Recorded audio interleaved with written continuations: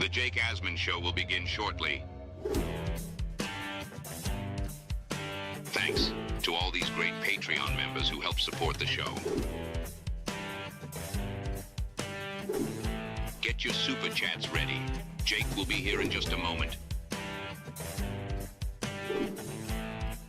If you love the New York Jets, this is the place to be.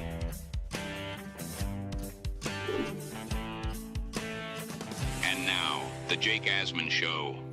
The Jets all of a sudden have more money to spend. Will they spend it? We'll talk about that and much more. It's the Jake Asman Show. Let's hit it and get it started. Man, our Jets are primed to win another offseason, baby. I got just the guy to get us going tonight.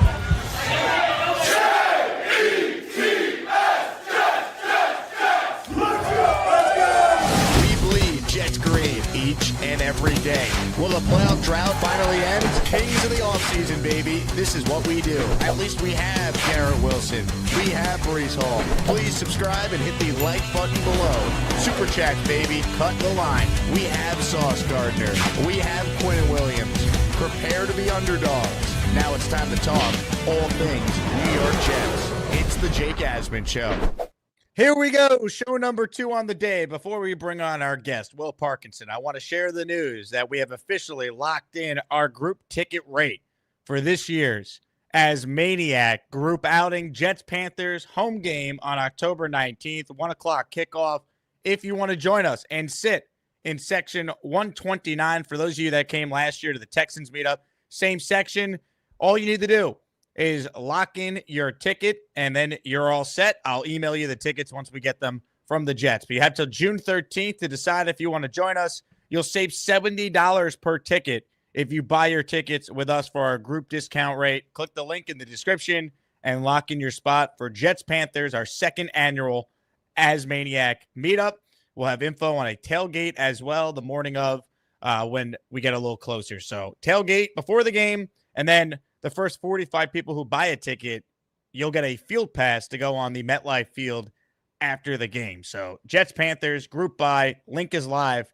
Click the description and lock in your spot. Let's say hello right now to a good friend of the show.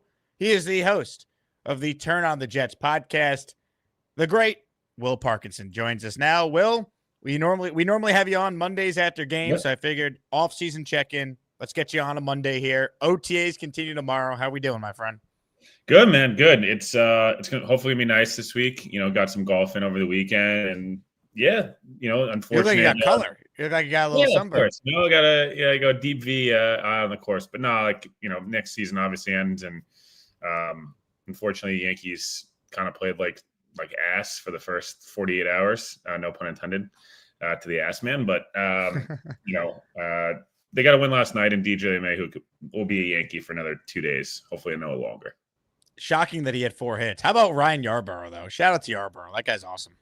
He had little baby Jamie Moyer. Guys throwing junk ball, wiffle ball stuff. And when you saw it, dude, the Loizaga came in and he throws 100 miles an hour, and the Dodgers tattooed him. And usually it's the opposite. It's almost these guys are so not used to hitting 82-mile-an-hour junk that they made them look silly. No question. As far as the football goes, June 1st is a significant day for the Jets. I guess technically it's June 2nd because the NFL doesn't operate on a weekend in the offseason, which is kind of ironic considering their games are always on Sundays. But anyway, today officially the Jets gained some cap relief. We knew this was coming. They gained $13.5 million between the June 1st releases of Aaron Rodgers and C.J. Mosley. Samini's got the official numbers there on the screen for everyone to look at. Your thoughts on this? Does it change your thought process on any other move that could be coming? Just how do you evaluate? How do you assess the Jets gaining some cap space here on cap relief day? Yeah, I don't think it – look, I think they were always more inclined to potentially maybe spend some more money, post June 1. I think kind of feel out the roster, feel out where things are at. Maybe in the next 10 days or so, they'll be wrapping up essentially, last week of last week of OTAs this week, next week, mandatory mini camp. I think the 11th and 12th, or 11th is the last public, mini camp practice. And then the 12th is the last day. I say that because I think it's a good time for this new staff to evaluate a lot of things. I think they weren't going to be overly aggressive in free agency anyways. Now, obviously, post draft. Now the compensation picks will factor in as well. I think that was something, the Jets, as of now, will get 2 extra picks, a 4th and a 7th rounder, I believe, in 2025 or 2026. I apologize, from free agency. So I think a mixture of that. They were always going to be maybe potentially more active in this third wave of free agency, let's call it, Jake. I think most guys at this point in the process, if you're still available, you're going to report now, or would you not rather just get another 6 weeks of your summer, spend time with your family, you're with your trainer and the whole thing, and it's a common practice thing. So I think all of that said, yeah, the Jets have some more money. I think more importantly, they have more cash. I don't think it's necessarily the cap hits. They had 22, 23 million. Like, they weren't signing anybody a $23 million a year APY deal at this point in the process. This to me is more about, they'll carry some cap probably into the season.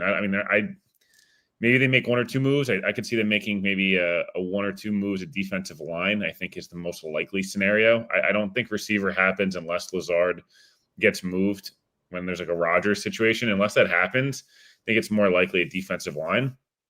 I think the Garrett and Sauce extensions, it'll be nice to have the free cash. Remember, Rodgers and Mosley were guaranteed money. That's cash that gets paid out. That's more of the difference for me. I don't think it's necessarily about the cap number as it is the cash flow, from Rodgers. And look, Rodgers' deal this year would have been, they're going to lose some of that money. They didn't pay any of the, they didn't have to pay any of that cash, right? They didn't pay Rodgers any cash this year. That's a big deal. They're not going to pay CJ Mosley any cash. Like, these guys have got their money. Now it's a matter of obviously the cap hit. So, I think that's more like those. I don't think it's one is not independent of the other. Like, yes, Garrett and Sauce, I think, will get extended. I've been pretty adamant about that for a while now. But I think this is also more of just like the Jets' books are going to look a lot cleaner post June 1. And they'll go from there. Here's a breakdown of the Jets' cap space compared to other teams. 4th most now in the league behind the Patriots, Niners, Lions. They're at $36 million, $36,797,430,000 in space currently available. I don't expect them to make any other notable move at this point. If they were to do it, though, Will, do you think they value a particular position? Is it another receiver, DT, edge? Your thoughts on if they were to add a veteran, where they I think it's likely an edge or a defensive lineman. I think, again, they'll have another 2 weeks here to evaluate where Jermaine's at. Look, Jermaine has made great progress, and I think we all hope he's ready to go week 1. But what if, in the next 10 days, they're like, hey, man, we've seen him for now 6 weeks of the second wave of the offseason program. He's at best going to be ready for week 4. I'm just making this up. This is not anything like I've heard. I'm just saying, like, what if that's the case? And they go, okay, yeah, we need to go out and sign Jadeveon Clowney because we need to have somebody, kind of be able to spill, reps early on, and it gives him a chance to work back and et cetera. Or, hey, Jermaine looks amazing. We think he's definitely gonna be ready for week 1. Maybe we add a defensive tackle instead. Maybe it's both. I think, there's obviously always the safety options, although I think the Jets have added a lot of bodies that could potentially play safety. So maybe not. Maybe it's an additional linebacker. I could see them adding 1 or 2 guys on defense. Offensively, Jake, I don't see running back being, added.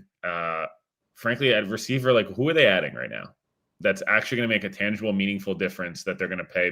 Yes, sure. If you want to convince me that they're going to get Keenan Allen or somebody like that on a extremely low risk deal, maybe, but like, that room's already got a million big body dudes. That's not really the player they need, right? So now it's like, you really want to have a burner. Hey, they just drafted one. So maybe they really like Arian Smith and they like him more than everybody else does. And that's what they're going to roll with, is like their speed option number 4. And they like Josh Reynolds as their, and Lazard to play the number 2-ish 3 role. And like Mason Taylor's further along, or, I think there's a lot of an evaluation period. I just think defensive line is a spot they're likely to add, more than any other. Have you heard anything about Jermaine Johnson? The only thing I heard about Jermaine recently is that he basically got scammed by someone that was installing, I think, a pool in his backyard, but he's also off to the side of these OTAs. Let's maybe next time, let's not trust any Instagram basketball court rental guys. It was a basketball court. It wasn't even a basketball court. It's like, it's backyard basketball courts people install in their house. Maybe it's a Zadarius Smith. Maybe it's a Matt Judon, somebody like that, Clowney, one of those names that, Smith was with Glenn in Detroit. I'd be a little weary of Smith just because it feels like everywhere he goes, like, he wears out his welcome pretty quickly. But again, if it's a 1-year deal, the Jets maybe those three guys, if the Jets are in it and they play well, it's a great 1-year signing.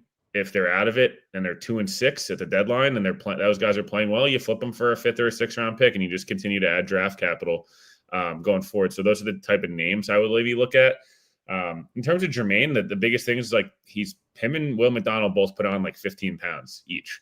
Jermaine posted on Instagram, he's 266 pounds and looks like extremely jacked. So there's definitely been a commitment, I feel like, is this entire defense of putting on size.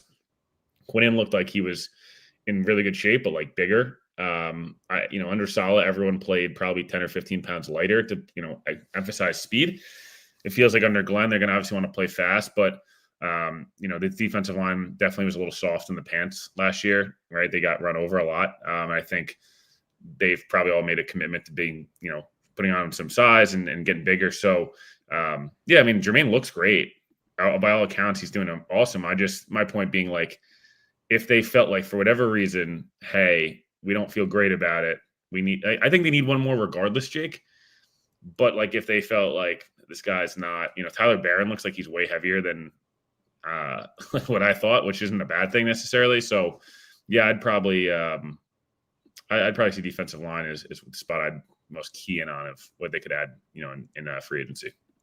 Hit the like button if you're just tuning in. Comments, questions, super chats. They will cut the line. Shout out to the big fella who just signed up for our group buy. For those who missed the announcement at the start of the show, I have begun the process of collecting payments for our group buy. It's the same thing as last year. For those who came to the Texans game, we're going to do a tailgate before. I'll have info on that when we get closer, but I have till June 13th to tell the Jets how many tickets we need. So click the link in the description and lock in your spot if you want to join us. Thank you to everyone who is coming out. Last year was so much fun, and the Jets won. So we are 1-0 in ASMANIAC group buy games. So we will hopefully get the 2-0 after the Jets beat the Panthers on that Sunday game. Mother effing Chew wants to know, why is DJ LeMahieu only a Yankee for 2 more days, Will? He stinks. He might have bought himself a little more than 2 days, but I think Will's joke is that he was basically like on thin ice. Yeah, I think Jazz is coming back either tonight or tomorrow. Tomorrow, he might be back tomorrow because they don't play tonight. Yeah, just like in terms of getting activated, like it was like a DJ's been playing like crap, and they're gonna need to clear roster spots. DJ doesn't do anything really better than anybody else at this point, so I'm kind of done with that experience. It was a fun run. It's been over for a while, and I like when they're a little more athletic at this point. DJ's like, even the hits last night, like a lot of broken beer league, slap singles, which is always nice, but is not usually always sustainable. Ladies and gentlemen, more super chats. This one is from Canada, and it's from Patriots 12, aka 6 rings. I don't know if you saw the show the other day, Will, but I did a CJ Mosley raffle, and at the end of the show, this scummy Patriot fan won the prize, and he's been haggling me via email trying to come up with a fair trade because we don't want to send a Pats fan a CJ Mosley jersey. So Patriots 12 says, I love the show. Any merch you send me is okay. The thought is worth more than the money. I apologize. The jersey's not worth more than a franchise, even Brady. I hope the Jets win, and it starts with Arch. Keep up the hard work. Stop telling us that we're tanking for Arch, Patriots 12. All right? I see your condescending super chat here. I'm not falling for it. The Jets, 1, are not tanking, and 2, I don't even know if Arch Manning's coming out next year. And even if he does, really, how do we know the Jets are going to be able to get him? So please, can we stop with the Arch Manning conversation? Quite shocked if Arch Manning is in the draft next year. Very shocked. Yeah, damn Patriots 12. Anyway, I will send you something, Patriots 12. I'm a man of my word. You won the CJ Mosley jersey fair and square, and I'll make sure I'll send you something that you can enjoy. The problem with this guy, though, Will, he's from Canada and is a Pats fan. So we had him on the show. Purple Belt Mike basically exposed him. Giant bandwagoner, like gigantic bandwagoner. I mean, didn't even know anything about the team, really. Didn't know who the all-time point scorer was, receptions leader, like just simple things that if you're a fan of the Patriots, you should know. And this guy is coming on and dunking on the Jets. Like, dude, give us a break. Yeah, I have nothing to add. My majority of my other shows viewed by many Patriots fans who tell me I'm a homer the entire show. So I get it. I get it. Ladies and gentlemen, Big Cho bought 2 tickets for him and his childhood friend. Big Cho, you will definitely get on the field after the game. I will make sure of it, my friend. Looking forward to meeting you in person. Just so you know, though, Big Cho, when you buy the ticket with that link, you're just buying a spot. You will get a ticket from me emailed to you when I actually get them from the Jets. So this is just locking you in, making sure you made the payment so I could send you the ticket. I needed your information. So that's all this is. This is not an actual ticket. All right. Some other things I want to hit on with Will here as we talk with the host of the Turn on the Jets podcast himself. Will, Badlands has another event coming up. So why don't you plug that for those just tuning in? Yeah. August 23rd, 4 to 7. You can do cash bar or the 3-hour open bar. We're going to have some big time guests, bunch of raffles. Hopefully Jake will be in attendance again. I know some of the other beat guys will be there, and then some other guests, which I'm not going to leak yet, but should be some pretty cool names. It'll be a live show, some music, fun. We'll hang out. Everyone will get hammered. And the Yankees Red Sox is 1-4. So nice post Red Sox drubbing, and then everyone gets to drink together and hang out and have fun and talk Jets. We had 2 weeks out from the start of the season. And it was a great time last time. I had 250 of you guys in attendance, and we have 500 people packed in a stout in Grand Central. And it'll be a good time. Love it. Comments, questions, super chats, cut the line. All right, let's talk more about Justin Fields. A lot of commentary on Fields. What are your realistic expectations for Fields? Some are saying he's going to have a career year. Others are saying, well, he stinks. I mean, where do you fall on Justin Fields here on June 2nd? Yeah, just funny that the people from that are in the national media that are really high on Fields are magically, if you go back to their draft takes, were so high on Fields, it's almost like they're trying to defend their take. I think Fields, again, look, I'm sure he'll fall somewhere in the middle, naturally. Do I think Fields will suck? No. Do I think Fields will be a guy that earns the starting job unquestioned going into 2026? No. I think the most realistic scenario is that Justin Fields is around a 3,000-yard passer, give or take. Maybe it's somewhere between 2,800 and 3,200 yards, Jake, passing. 18 touchdowns, 7 interceptions. I'm just spitballing in my head. And he rushes for another 800 and 7 touchdowns. And he ends up with 25 touchdowns, around 4,000 total yards, and 12 turnovers, something in that nature. And the Jets, as I've said for a million times, I think go 9-8. And that's good enough for them to be like, hey, look at the roster is a lot better than we thought. The coaching staff's really good. We need to add a couple more pieces, and we're just missing the top line quarterback. Fields is like the camp starter going to 2026 with a rookie. That's kind of what I keep coming back to is the most realistic goal. And Fields is like your mentor, kind of type. Tyrell will be 37 years old at that point. He likely walks, obviously, at that point. And Fields is, makes whatever, the $25 million in 2026 when they have a lot more room, to spend money and et cetera. So, I think the most realistic thing, he can get close to 4,000 total yards, right? I think this 700, 800 yards on the ground would really help. I think if he can be around a 3,200-yard passer, that'd be fantastic. I don't think that's a crazy thing to ask in today's NFL. Do I think it's realistic? We'll see. Tell me if he was going to rush for 807 touchdowns. Dude, who said that? 807 touchdowns, 800 yards, and 7 touchdowns.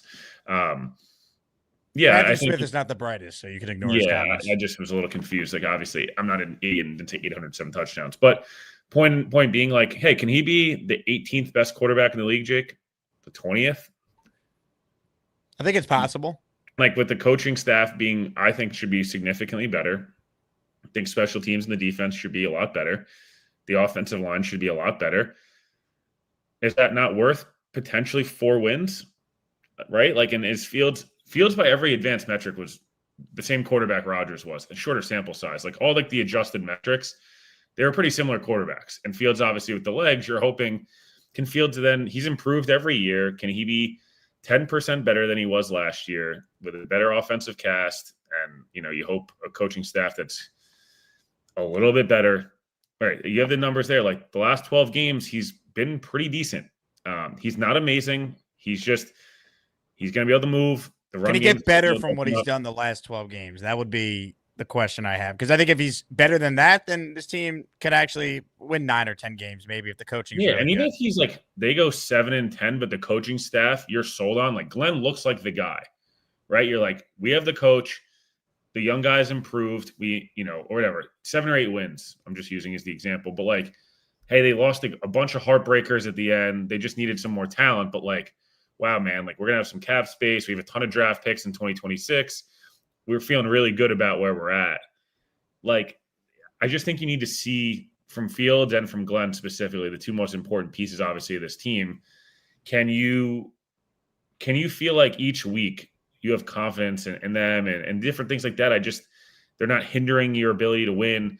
Yes, the Jets are going to probably have a few games this year, Jake, where the defense gets off to a slow start and it's 14-3 in a heartbeat, and you're like, I don't know. That's not what you want to get into. You'd love to be like, hey, man, give Fields some half-field reads, no pun intended, some 1-2, and then go, right? Like a lot of different stuff like that. Some creativity in the run game, mixing up different personnel packages, doing different things to kind of get those free yards. And again, yeah, like can Fields go from 65% or 64, whatever he was at last year, to 66? Just a little bit of an improvement. Can he go from 7 yards an attempt to 8.5? Like, again, I don't think he needs to make these massive leaps. That's not, that'd be great, obviously. But let's be like, if you were just being realistic, that'd be nice to just see smaller leaps, plus everything around him being better. He's 4-2 last year or whatever it was with the Steelers. Like, I think the Jets are better than the Steelers. I don't think the Steelers are anything special. So, that's kind of where I would land with expectation. Can they run the ball the way they're seemingly going to try and run the ball? I mean, that really is such a thing for this offense. Like, the Jets might lead the NFL in rushing attempts. Like, can they actually have an offense with a real identity? The offensive line on paper should be really good. Will they actually be what we think they're going to be? Will they actually be able to run the ball? If they can, you could actually stay in games and even win games in the NFL. We've seen it. If you can run the football and play good defense, there's still a lot of talent on defense. Like, that to me is their game plan. Can they actually do it, though? Are you confident they're going to have an offensive line that is the best we've seen in a long time? I think the offensive line is going to take a few weeks to gel, potentially. Maybe. There's also the case they might be really good right away. It's the same 5 solidified starters, I think. I mean, take that back. I think there's a good chance to start camp. Maybe Chuks Okorafor is the starting right tackle, and they let Membu kind of, grow along a little bit. But what I will say, Jake, this isn't the old coaching staff who was adamant that rookies didn't start right away, and this whole thing, that was one of the most frustrating things in Ursala, where it was this old school, you got to earn it, kid. And it's like, okay, dude, but they're the best player, and maybe we should just have them play. You know what I mean? That happened with Garrett. It happened to an extent with Brees. It was really annoying with Olu. It became annoying with a bunch of other dudes. Will McDonald, don't you feel like it was an annoying thing in Ursala where it was all of camp? They're like, why is this guy running with the threes when all I'm watching is him dominate? This isn't rocket science here. Terrion Arnold went and started last year right away with under Glenn. Glenn trusted a dude at corner and just playing an island right away. So I don't think that's going to be an issue. If Membu's the best tackle, right, or best right tackle, hopefully he'll start. And again, AVT, Timmon, and Simpson all played together last year, all year. So that'll be a nice core group to run back. There's, again, I don't know how many times we went over this. This is the first time in how long, Jake, where it's hey, it's pretty much the same group. And, Olu was obviously way better than Tyron Smith was. You expect Membu to be. Morgan Moses, sneaky, wasn't very good last year. Great locker room guy, tough as nails, but the play wasn't that great. Mostly because he was hurt, but it wasn't great. So the offensive line should be really good. And it should be really good in both the run and the pass game. No more Keith Carter, no more Nate Hackett. Those things are gigantic net positives, just addition by subtraction. So, yeah, I think the offensive line should be good. I don't know if they're going to be great year one, but they should at least be good. They could be the 12th best unit, which is what eons better than what we've witnessed for a long time here. I want to play you a clip from a recent radio show I hosted on Mad Dog Sports Radio. My guest was SiriusXM NFL radio analyst Todd Haley, who had been linked to the Jet coaching staff under Aaron Glenn. So this was Todd Haley when I asked him about the reports that he nearly joined Glenn and this coaching staff. How close did you actually come to joining the Jet staff, or were those reports inaccurate? No, I wouldn't say they were accurate or inaccurate. I know Aaron very well. We talked a bunch at different times leading up to it, and it's just one of those things that didn't work out for now, and that's fine. I'm a huge Aaron Glenn fan. My father drafted him with the Jets way back. I coached with him, worked with him a bunch as a scouting pro assistant. Throwing him the ball, trying to work on his skills. We were together again in Dallas, so we have a great relationship. I'm a huge fan. I'm excited to see him take charge of his own team, a team that he was part of as a player. I think is a neat aspect of it. So, I'm definitely in Aaron's corner and rooting for the Jets this year. So, Will, you were talking about Todd Haley a lot when Glenn was filling out his coaching staff. I know you had heard that he was a name that Glenn was looking at. He essentially confirmed that. What do you make of that answer there? Do you think Glenn is done with this staff? And what ultimately do you think happened with Todd Haley not being a part of the staff this year? I never know anything, man. No, I mean, I think that he's not necessarily maybe done, but I think that right now, I still see some more. I'll still see some, potentially more couple more front office moves. I think you'll see maybe someone maybe like a Haley that could kind of come in, and maybe even if it's just during a camp situation. We saw guys like Cromartie last year be a part of the camp staff. We've seen in the past, like the Leon Washingtons and things like that come back. So I think there's maybe one or two guys will come in for his camp during camp or, kind of like that. I'm trying to think of the way I could kind of phrase it. There's the Phil Savage of a coaching staff. Let's phrase it as, right. That kind of, was able to kind of come in and just give some expertise and be in the room, and things like that. So, yeah, I don't know if the coaching staff will have a ton of ads. I think more likely one or two more front office ads here or there. So, the staff has gotten built out quite a bit. And, we'll see. I think things are ever evolving. And, but at this point in the hiring cycle, it's more like the staff's kind of solidified at the moment, and one or two names maybe, but I think it's more of what you got. What you see is what you got right now. What do you make of some of the moves they've made in the front office? By the way, there's been some scouts that have been hired. A couple guys have been promoted internally. I've been reading. Your thoughts just on the organizational structure of this team right now following the draft? Yeah, I think this is natural. This is kind of what happens. Throughout the new regime and new cycle. Not everyone's going to be replaced in 1 year. I think a lot of people at the top have kind of moved along. We saw that early on in the process of, people high up from a cap perspective, people high up from an ops perspective. Obviously, the top four really in the organization, 18 months ago, were all gone. In one way or another. Other people have gotten promoted, other people have gotten fired. So there's been a lot of turnover. It's hard to tell from the hires what they've made. Who knows for them, right? It's a lot of people that you have to really ask around the league and see what people are like. And yeah, I think Mooshi's kind of and Glenn have gone in a direction of they've hired some young guys and some young fresh blood at kind of a more lower level, and promoted some people that have already been in the building. So yeah, I don't. It's hard because everyone will have a different opinion on it, and that's totally fair. I have to see it play out.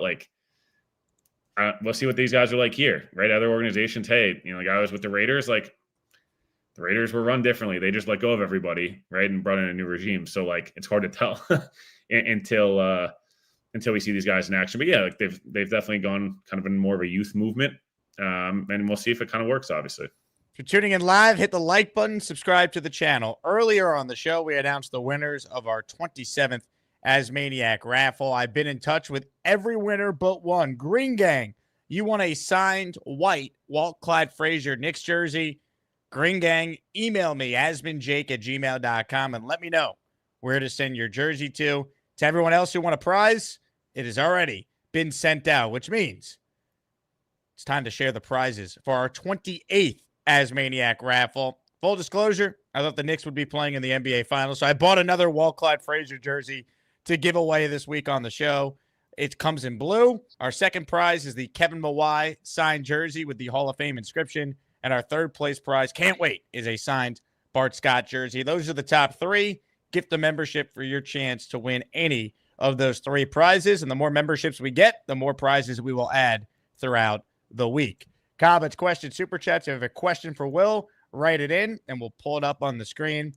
Defensively, Will, Steve Wilkes, I thought, was really impressive the other day when he spoke. Your thoughts on this defense? I think there's a scenario where the Jets defense is basically being underrated at this point because it was so bad last year. There's still a lot of talent there. There's a first-team All-Pro on all 3 levels. You have a proven DC now coaching them. Glenn's a defensive-minded coach. Your thoughts on the Jet defense here so far in OTAs? Yeah, I think they should be much better. I think, again, the communication was a huge issue last year. I think a lot of guys got banged up. Obviously, they lose Jermaine, they lose Michael Carter, they lose CJ Mosley. Like 3 Pro Bowl level players from the year before is not exactly an easy thing to deal with. I think McDonald should be better last year. I think Quinnen had a down year for Quinnen standards last year. Again, that's partly based on who was playing next to him and situations in some of these games. But Sauce kind of had a down year last year. Like no one really played well outside of Sherwood, and they had a lot of injuries. So I think scheme, communication, again, these guys being healthy would be nice, and also being able to play like in a normal game where they had like a normal defensive coordinator calling plays and they weren't just kind of running around randomly. I expect the defense to be a top 10 unit. Like I don't know why they wouldn't be. They have 2 Pro Bowl level edges, an all-pro defensive tackle, 2 Pro Bowl level linebackers, at least 1 all-pro level corner, and maybe another Pro Bowl level corner. And it's, hey, can some form of Cisco, Malachi Moore, Zaire Thomas, Brandon Stevens, and Tony Adams, can 2 of the 5 of those guys be, quality starters? I don't see why not. So, I think this should be a really good unit. And I think they'll be, Wilkes is a really good defensive coordinator. Aaron Glenn was a good defensive coordinator. Like, I don't see why those guys wouldn't be able to build a really nice unit on that side of the ball with a ton of talent. Yeti with an Asmaniacs super chat. Thanks for the support, Yeti. Appreciate it. Off topic, but any chance the 3rd Williams brother actually makes the squad? It's June. That's all I got. I got nothing for you on this one. It'd be cool. Yeah, cool story. Maybe he makes the practice squad, but I have literally nothing for you on this. I'm sorry. Yeah, it doesn't sound like he has a strong chance of making the team. Yeah, I think it was like a mini camp invite, a rookie mini camp invite. We'll see. But yeah, I mean, again, would be a cool story. I'll just leave it at that. Shout out to Julian, who won a signed Curtis Martin jersey. He says, I got the Curtis Martin jersey. Super sick piece of memorabilia. Looks awesome. Thank you. Julian, appreciate you, man. Thanks for the support. And you're in our next raffle. Comments, questions, super chats. They cut the line. All right, well, here's a question I have for you. You know the Jets' schedule now. What is the path for the New York Jets to play meaningful games down the stretch? I look at the first half of the season and where the bye is. And I think if they're 3-5 or better, there's an avenue to it. If they're 4-4, I think they're definitely playing meaningful games. How do you view the first half of the schedule and what has to happen for the Jets to be alive post-Halloween this season? So I think the key is really the first 4 weeks, Jake. 2-2 is the goal. I know it's not, you want to have the goal be 4-0. I get it. 2-2 to me is the goal. Can you steal one of the Florida games, and can you win one of the first 2 at home? If you do that, ideally, unfortunately, I hope the Jets win like multiple AFC games and a division game, because when it comes down to tiebreakers, they never have any good tiebreakers because they lose all the games they shouldn't lose, and they win the games that don't actually matter. 2-2 through the first 4 puts you in a good spot. I think, Dallas, Denver, Carolina, Cincinnati, again, I think 2-2 should be the goal. Like 2.5 of those games are home games. Everyone freaks out about the Bengals game, Jake. Why? Like, what am I missing here? They were a team that they continue to miss the playoffs. Their offensive line's not good. Their defense is horrendous. They're not well coached. What am I missing? It's just Burrow. Yes, Burrow and the weapons. Great. Yeah. The Jets with Mike White, like, they destroyed Burrow in one of the games. The other one, Joe Flacco threw 19 interceptions. Like, and after that game, the Jets defense went on a run where they were the best unit in football for 10 weeks. Like, again, that game will be hard. It'll be a nice test. But I think in name value, it's like, ooh, what are you paying Sauce Gardner for if he's not going to be able to give you something against Jamar Chase? What are you paying Quinnen Williams and Will McDonald and Jermaine Johnson for if they can't frustrate Joe Burrow?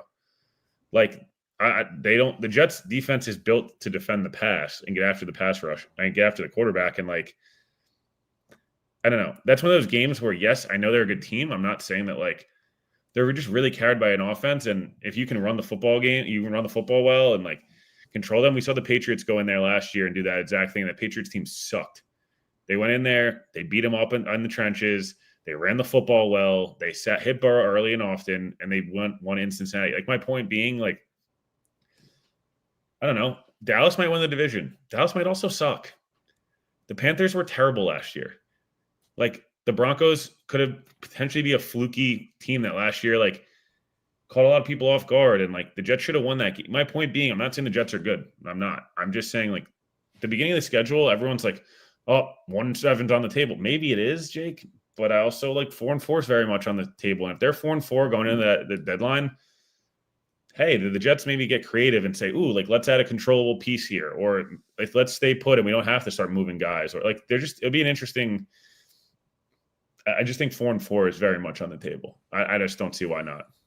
I mean, if you're going to play good teams, you're better off playing them early. I mean, the Jets were 4-3 with Zach Wilson 2 years ago when they had to go through a much more difficult schedule. Sometimes it's best to play the good teams early because fluky things happen. Like the Eagles were 2-2 last year before they turned into the most dominant team in football. Yeah, Jets were sitting at what, 6-3, and 6-3 and 7-4. Yeah, DJ Reed said they've never played meaningful games. Does he forget when they lost 6 in a row to choke away a playoff spot, or no? He just missed that one. Yeah. Was he just missing like he was after every single thing he did after the first 8 games of his NFL career? The Jets. I remember it unfortunately all too well. Mr. Reed, it was not fun. No, it's just funny. He seems to talk about the Jets quite a lot. Not sure why. Remember, you got paid already again. Like, move on, buddy. Move on. Alan writes in, does anybody want a loser Knicks jersey nowadays? Couple of things here. 1, Alan, you root for the Hawks. 2, you're a douche. 3, farewell. Now look what you've done, Alan. No more protection from the Asmaniacs. Had to pull you out of the chat and cast you down with the sodomites. Some time in here will feel like you've been run over by the lane train. You understand me? You catch my drift? Give him another 24 hours to think about it.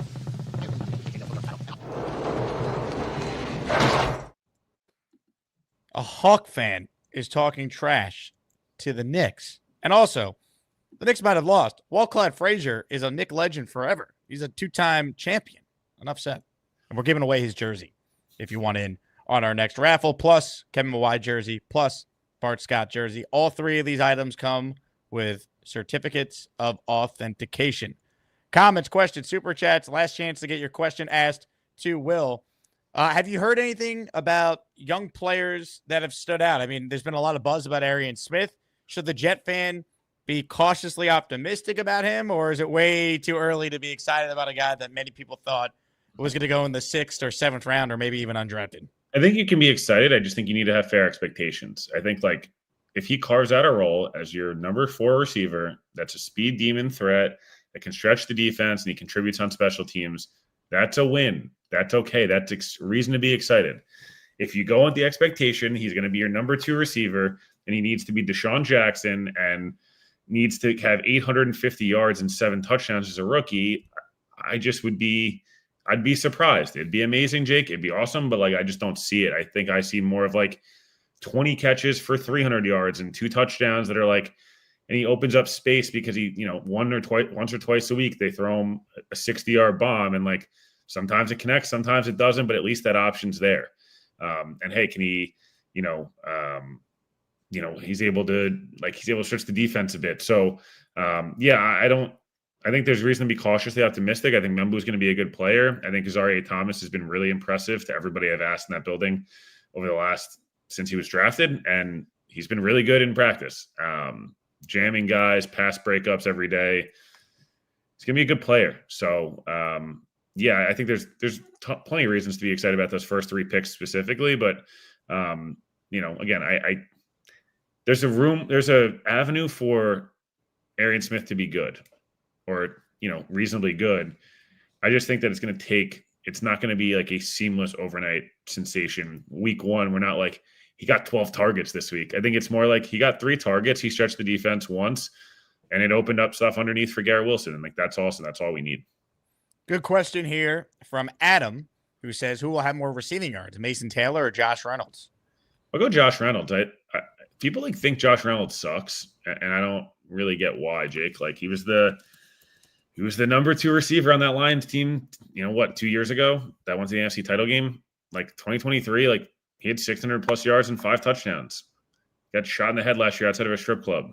Like, like it was in a plant. Like look up what happened to Josh Reynolds last year. Like it's not a surprise his year was disappointing. He's not a great player.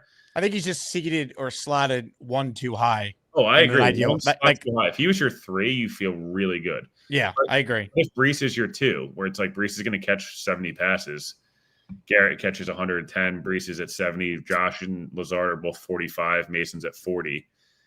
Like you start to get slotted. I think Mason Taylor will have a similar stat line that Tyler Conklin did last year. That's where I'm going to like 45 for 450 and like 3 touchdowns.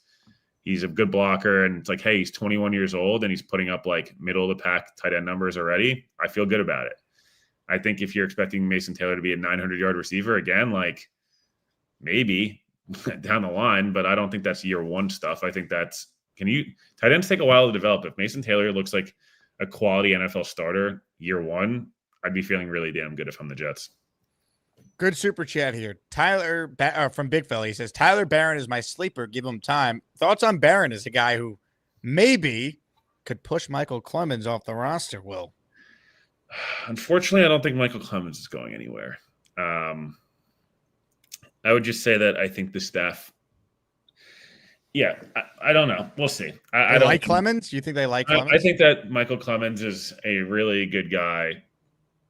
He's a coach's dream in a lot of ways in the offseason, during training camp, looks the part, hustles really hard, every day in practice, gives it his all. It's like the whole 9 yards. Michael Clemens is your 4th edge rusher, Jake. It's fun. If Michael Clemens is your starting edge rusher, it's not fun. Again, where guys are slotted makes a big impact. Remember, Jake, Michael Clemens' rookie year and his second year, the Jets defense was awesome. Guess what? He was their 4th or 5th guy. And everyone's like, oh, really good value in the 4th round.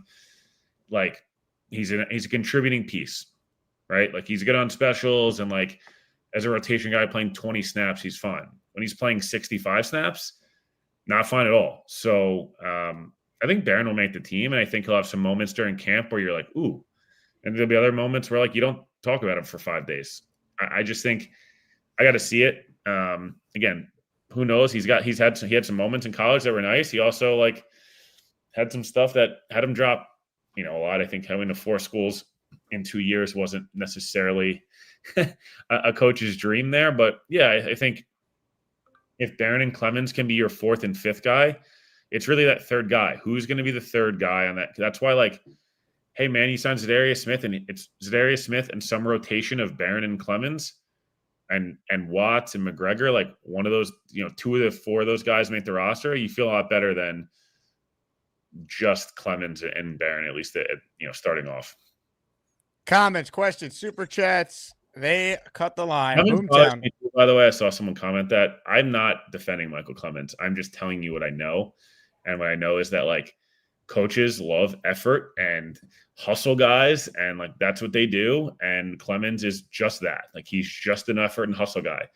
My question would be, and retort, Jake, and I assume you'll like this, why do you have to put in so much effort to chase down quarterbacks on the other side of the field? Is it because you got blown off the football, and that's why you're hustling so hard?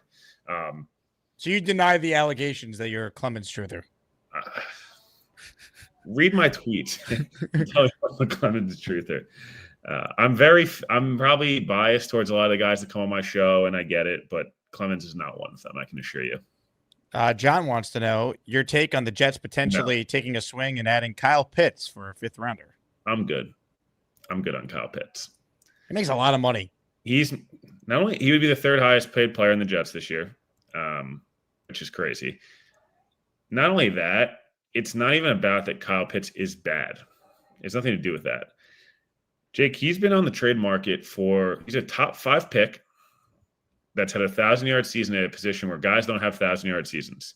He's 24 years old with 0 character concerns, and a team that's trying to win football games is like, please take him. And he's been on the trade market since the offseason started, and no one wants him. That doesn't make you like go, like, I don't know. The Jets have just done that too many times where they're the team that takes the shot on a guy that nobody wants. And I just, yeah, sure. If Kyle pitched for a 6th-round pick, like, but that's not what the Falcons probably want a 3rd-rounder. And like, I'm sorry that not only the Jets not have their 3rd-rounder because Joe Douglas special traded it for an absolute loser in Hassan Reddick. But on top of that, like, I don't know, man. I'd rather Mason Taylor get reps. And, if Kyle Pitts is a free agent in a year and like he has a really good year, I'd rather be in that situation. I don't know. It's not worth giving up draft capital for a guy right now unless it's like meaningless draft capital. Hit the like button. Your questions for Will.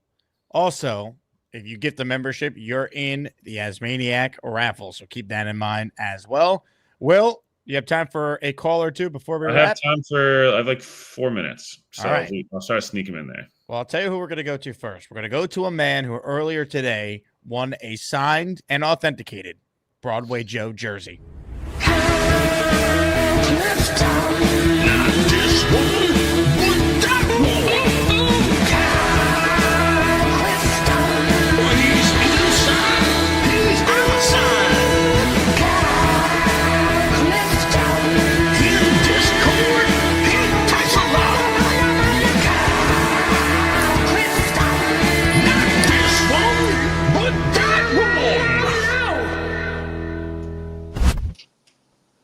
Look at me, fellas. I'm outside. I'm a wild card. There he is, the great Clifton. What do we think the problem is with Kyle Pitts that they want to give him away for a song? Is it just he's unwilling to work? He hit his apex as a rookie, and every year has been slightly worse, and he's basically resting on his laurels, and that's why the Falcons want out. I mean, there's obviously talent there if he was able to put up a 1,000-yard season right out of the box. Do we have any behind-the-scenes insight about why he's so, I guess, disliked in Atlanta? Yeah, I don't have necessarily an answer. It just feels like if you go through it, like obviously 2022 is hurt, but like it's just kind of become like 50 catches, 600 yards. He's not an elite blocker. He only fits certain schemes. He's had some drop stuff. It feels like the game's just moving faster than he is, and he's a guy who ran in the 4.4s at like I don't know. Something's just off, and I don't. Even when you watch him, it's just like you're just left wanting more. Again, like sure, if you want to take a flyer on him, I get it, but the price has to be right. The price has to be right, and like you have to have a really good plan for him. You have to know, like maybe, and I don't know, like you just spend a top 40 pick on a tight end. I almost want to be like, give Mason Taylor so many reps and like let him mess up, let him go through these bumps and bruises. And I just like Mason Taylor controllable price at like $3 million a year versus paying Pitts this year, and then it's like, what if you have to pay him again next year? I don't know. I would have been more inclined to trade for Pitts a year ago and been like taking the risk then than do it now. I'm not necessarily advocating for it, but it is interesting to me. Like you can't. Maybe a guy like Arthur Smith, if you know he had him this first year that he was successful, right?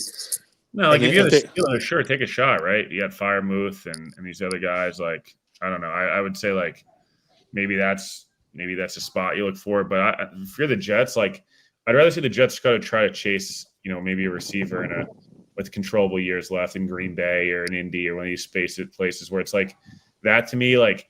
Let's go take a shot on Alec Pierce. Makes more sense to me using that capital than to go take a shot on Pitts where like, I don't know, if Mason Taylor is good, like you're not paying Pitts anyways, you know what I mean? So then what's, right. And I guess, whereas like if Pierce is good, it doesn't affect you already paying Garrett Wilson.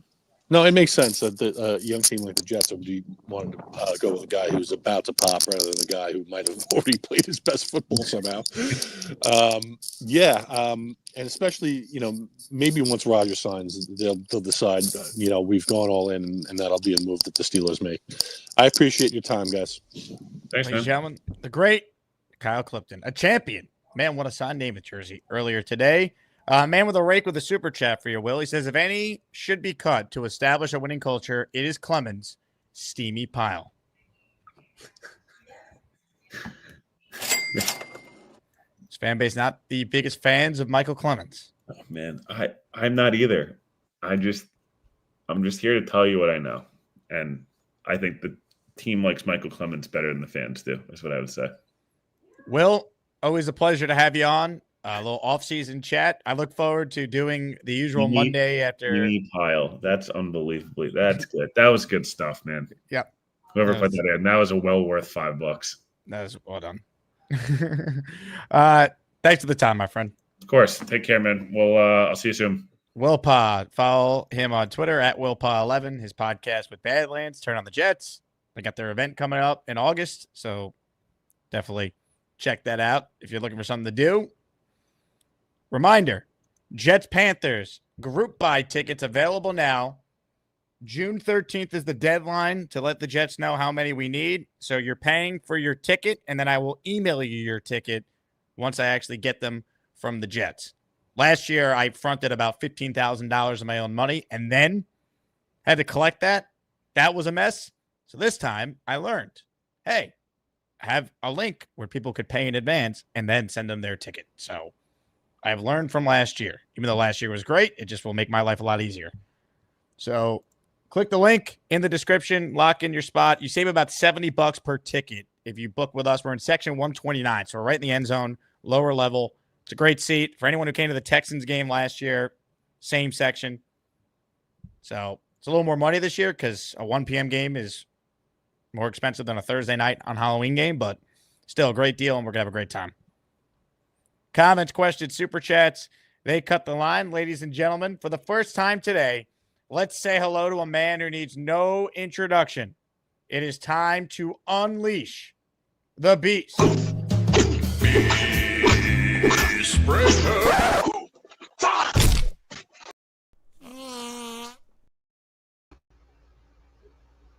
Beast. Beast. You there, Beast? Beast? Mr. Beastbreaker? Beast, are you there?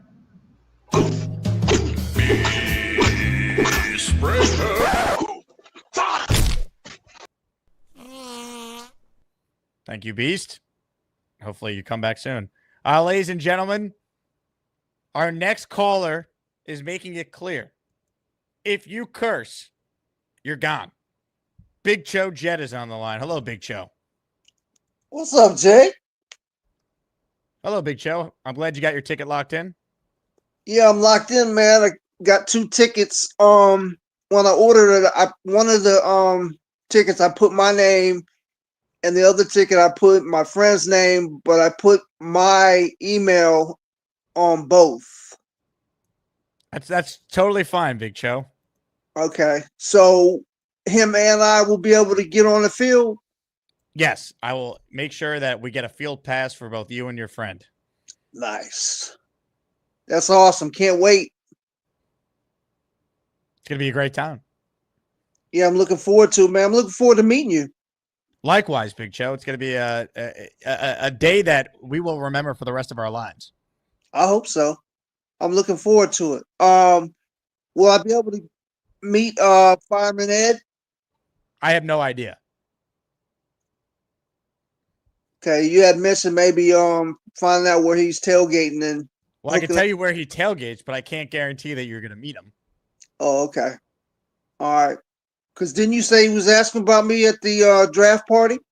He was. He wanted to know where you were. Are you being serious? Big Cho, this is a very serious show.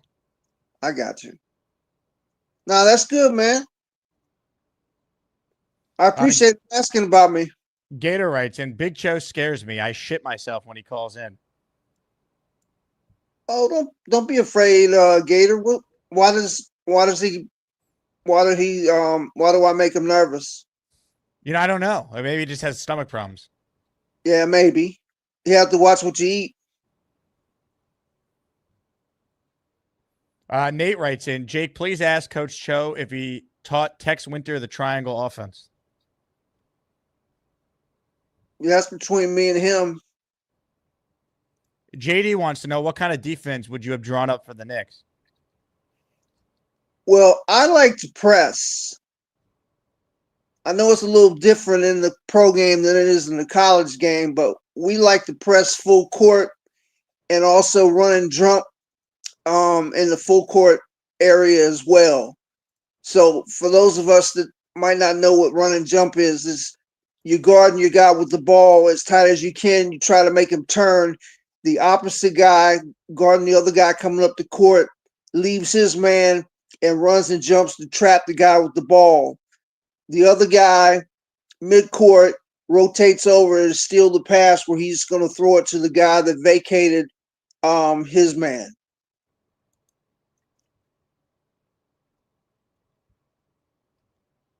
Makes sense to me. Does it? Now, Big Fella writes in, when I meet Big Cho, we will see who's bigger. Well, he's probably bigger than me. How big is he? He's the big fella. Oh, he's probably bigger than me. I'm about 6'2", 210. 6'2", 210. That's pretty big. Yeah.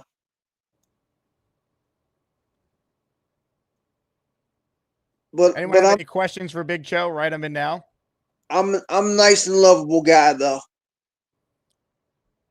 I think that's why Fireman Ed was asking about you. That's awesome, man. I would really like to meet him, man. He's like a New York Jets idol, man. I think he's going to be very excited to meet you. I don't know about that. He's on the next level. I'm not on his level, but I would be honored to meet him. Now, let me ask you something, Big Cho. Where do you think Beastbreaker was when I went to him before your call? I don't know where he disappears to. Did he go outside? I know sometimes he calls when he goes outside. But he likes that attic, though. Yeah, he certainly does. Gator writes in, Big Cho came to me in a nightmare. He had a battle axe and was screaming the F word. Oh, jeez. Yo, Gator, man, I'm sorry. I have that influence on you, brother. ISU wants to know your favorite pizza. My favorite pizza, I like thin crust, nice crispy crust. So cooked a little bit more with Italian sausage, cheese, and pepperoni. DJ Dirty Cooch wants to know if you would trade Sauce Gardner. No. For what? I don't know. Why would you do that? He's one of the best players on the team. Joe Mike wants to know if you could say choo choo. Say what? If you could say choo choo. Choo choo? Sure, choo choo. Like a train? The big fella says, is Big Cho interested in becoming the head of the FCC? No. NY Jets Florida wants to know what makes Cho laugh out loud.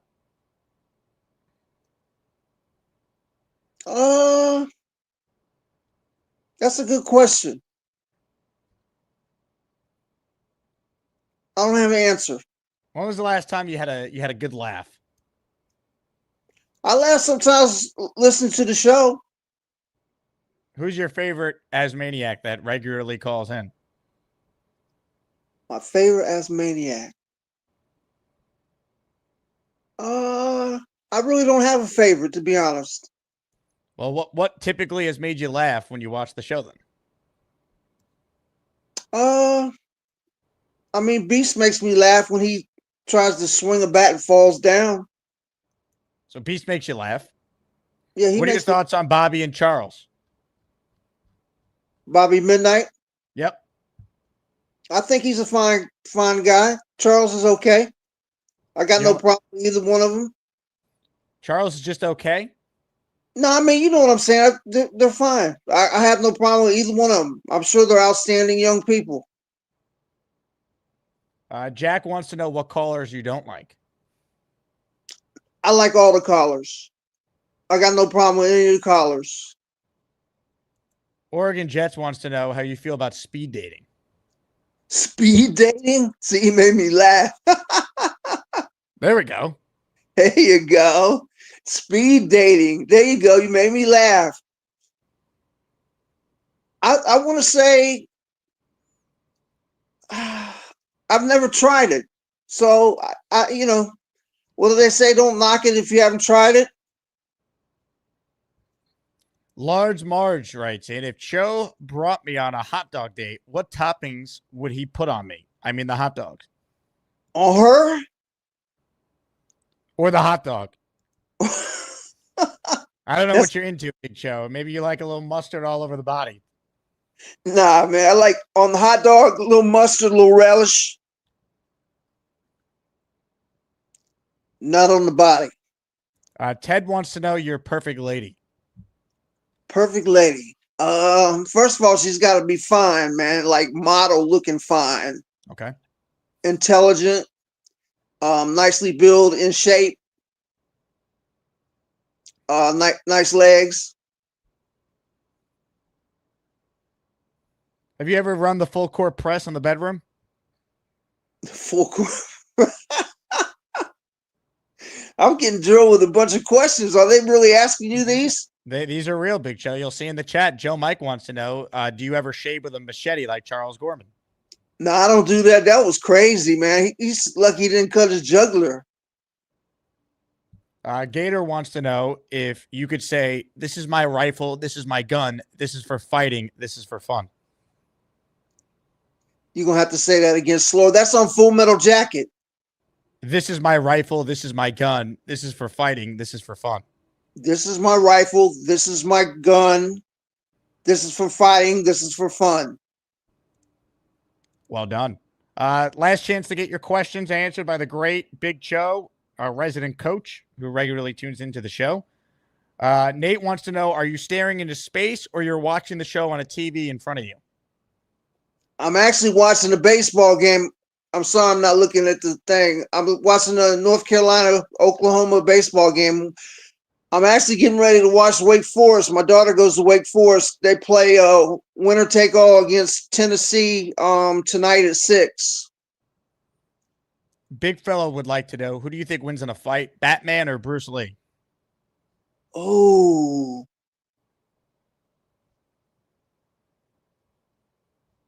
Well, me being a martial artist as well, I'll go with Bruce Lee. You think Bruce Lee would be Batman, really? Yeah, I'll go with Bruce Lee. Although I am a big fan of Batman. I've seen all the movies. Rich wants to know if you go hard in the paint. You always go hard in the paint, man. Ralphie wants to know if you like to pick and roll with fine ladies. Pick and roll with fine ladies? How would he describe that? Big Fella wants to know, in the bedroom, does Big Cho take it to the hole? Always. Joe Mike wants to know what you would recommend as a housewarming gift for Charles Gorman. I don't know if he cooks a lot. Doesn't he live at home right now? He just got a new place. Right, but he's living at home, right? His mom was cooking? His mom was previously cooking, but now he's on his own. I would get him, he at least have to have a microwave. I believe he does have a microwave. Okay. I mean, that's a go-to if you haven't learned how to cook yet. Make sure you have a good cooking set, glassware, etc. But the go-to would be the microwave, just in case. All right. Big Show, thank you for the time. Nah, I appreciate your time, man. Love it. I'm glad I'm going to go to the game and meet you guys, man. I'm looking forward to meeting everybody. Can't wait. Big Cho got his tickets for Jets Panthers. Get yours. You have till June 13th. Let's go, baby. Give it up for the great Big Cho. Bobby and Charles are squeezing their knockers. Bobby and Charles are squeezing their knockers, taking their shirts off. Taking their shirts off. Taking their shirts off. Taking their shirts off. Bobby and Charles are damn sexy. Damn sexy. Let's party. Let's party. Let's party. Let's Bobby and Charles are hot and sweaty. Hot and sweaty. Let's party. Hey, Jake, how are you? Hello, Mr. Apartment Owner Charles Gorman. How are you, Jake? I'm good, Charles. How are you? Good. How's the apartment? It's going great, man. I just got the more stuff from the big fella. Gave me some rags and some shower curtains with Batman on it. Now, are you going to open any of the stuff on the air? I already opened it. Well, give us a little tutorial of what you received.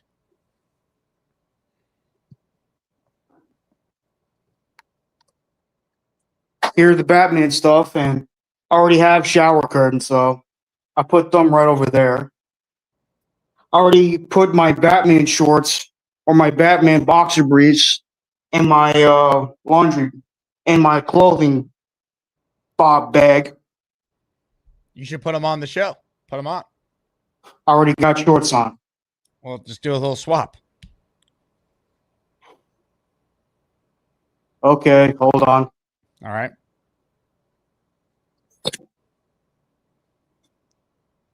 This is scintillating YouTube, if I do say so myself. Charles Gorman changing into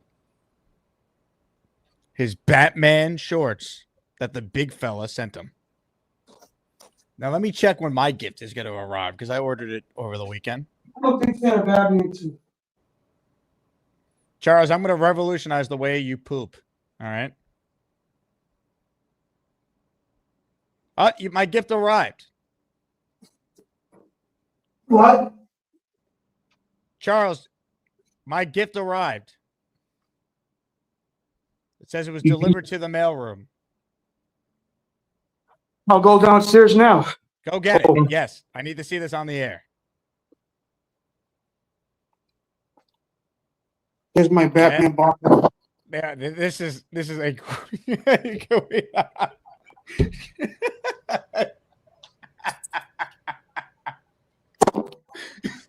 Good.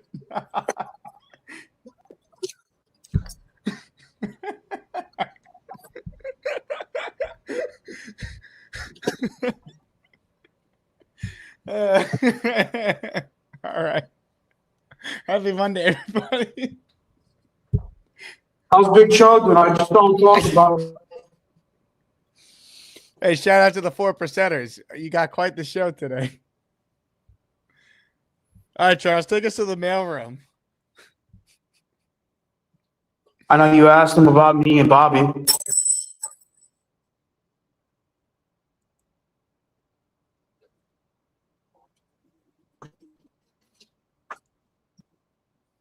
Are you headed to the mailroom in just your underwear? What? I said, are you headed to the mailroom in just your underwear? And we lost him in the elevator. That was an all-timer. Congrats to Charles on a strong start to June.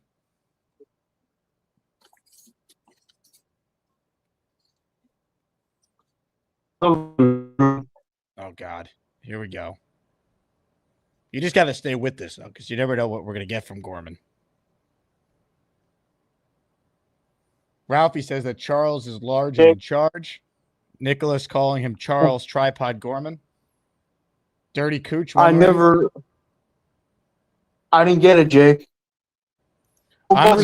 It delivered June 1. So that was yesterday. Did you receive a squatty potty? Oh, I had a feeling it was from you. Oh, so you received it already.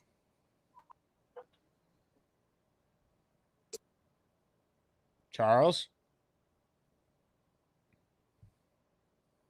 Charles?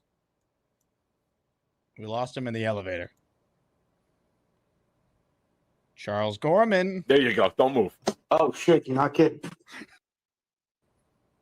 Well, eventually we'll get Charles back here. And he already opened it. And the guy forgot that he opened it. Charles. And he's gone. He disconnected. But he gave us a forever moment. God. I don't know if I'll ever unsee That crotch shot by Gorman. And Charles is actually back with us now. Charles? Yes. So you got the Squatty Potty, correct? Yes. Have you used it? No. Well, where is it?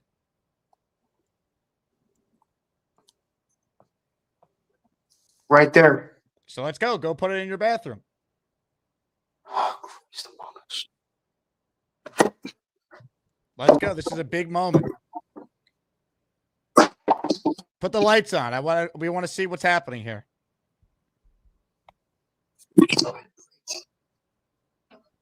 Where do I put this?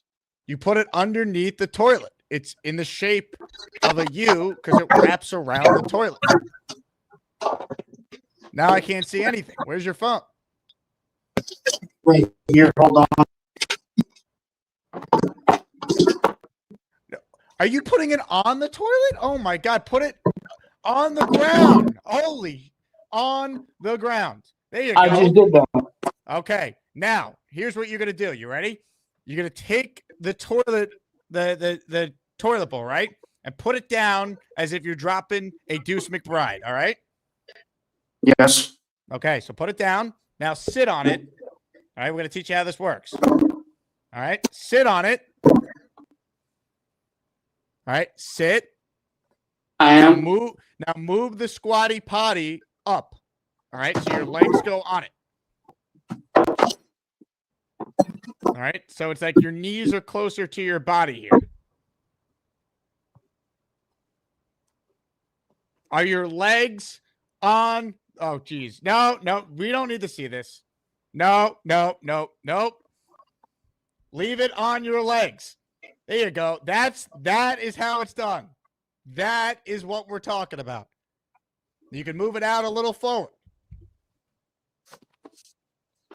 Knees up, poop out. Anything else, Drew? I have just revolutionized pooping. You're welcome. All right. And you give us a call back after you use it and you tell us how it goes. All right. Oh, thanks. Ladies and gentlemen, Charles Gorman. Hey, Charles! You'll never get my chicken soup recipe. Hey, Charles! I'm not saying that those he takes steroids. I need some of it. Hey, Charles! Who is that lovely lady? Send it this way, Charles! One for the ages, folks. That was one for the ages. The big fellow with a super chat. Jake, tell Charles to put the Batman toilet mat down before the Squatty Potty goes down.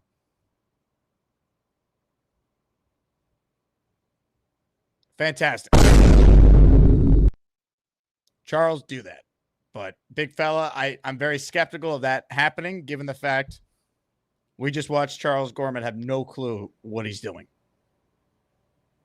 Also, he had to have gone to the mailroom in his underwear, right? Let's check in with the Hamburger who joins us now. Hamburger, what did you make of that last call? Wow, I haven't called in a couple weeks, and that's what I turn the show on, and that's what I see, man. Awesome. It's great. It's fantastic. Listen, I've used it. Well, I didn't use the Squatty Potty, but my kids had the, the step stool, and I've used it like this Squatty Potty, and it works well. Works well, I will say. It revolutionized his pooping. I'll be the first to tell you. It does. It does. But, the last two seasons from the Jets have made my stomach so bad that I don't need it anymore. So, but I just wanted to call and say what's up to everybody. I haven't been around in a while. And I just noticed when I came back on that my credit card, I had changed my card because somebody got me. So now I have to re-up it so I can become a member again. I don't know if I'm still a member now, but I got to fix that. But, yeah, man, I just, I gave you those tickets to give away, man.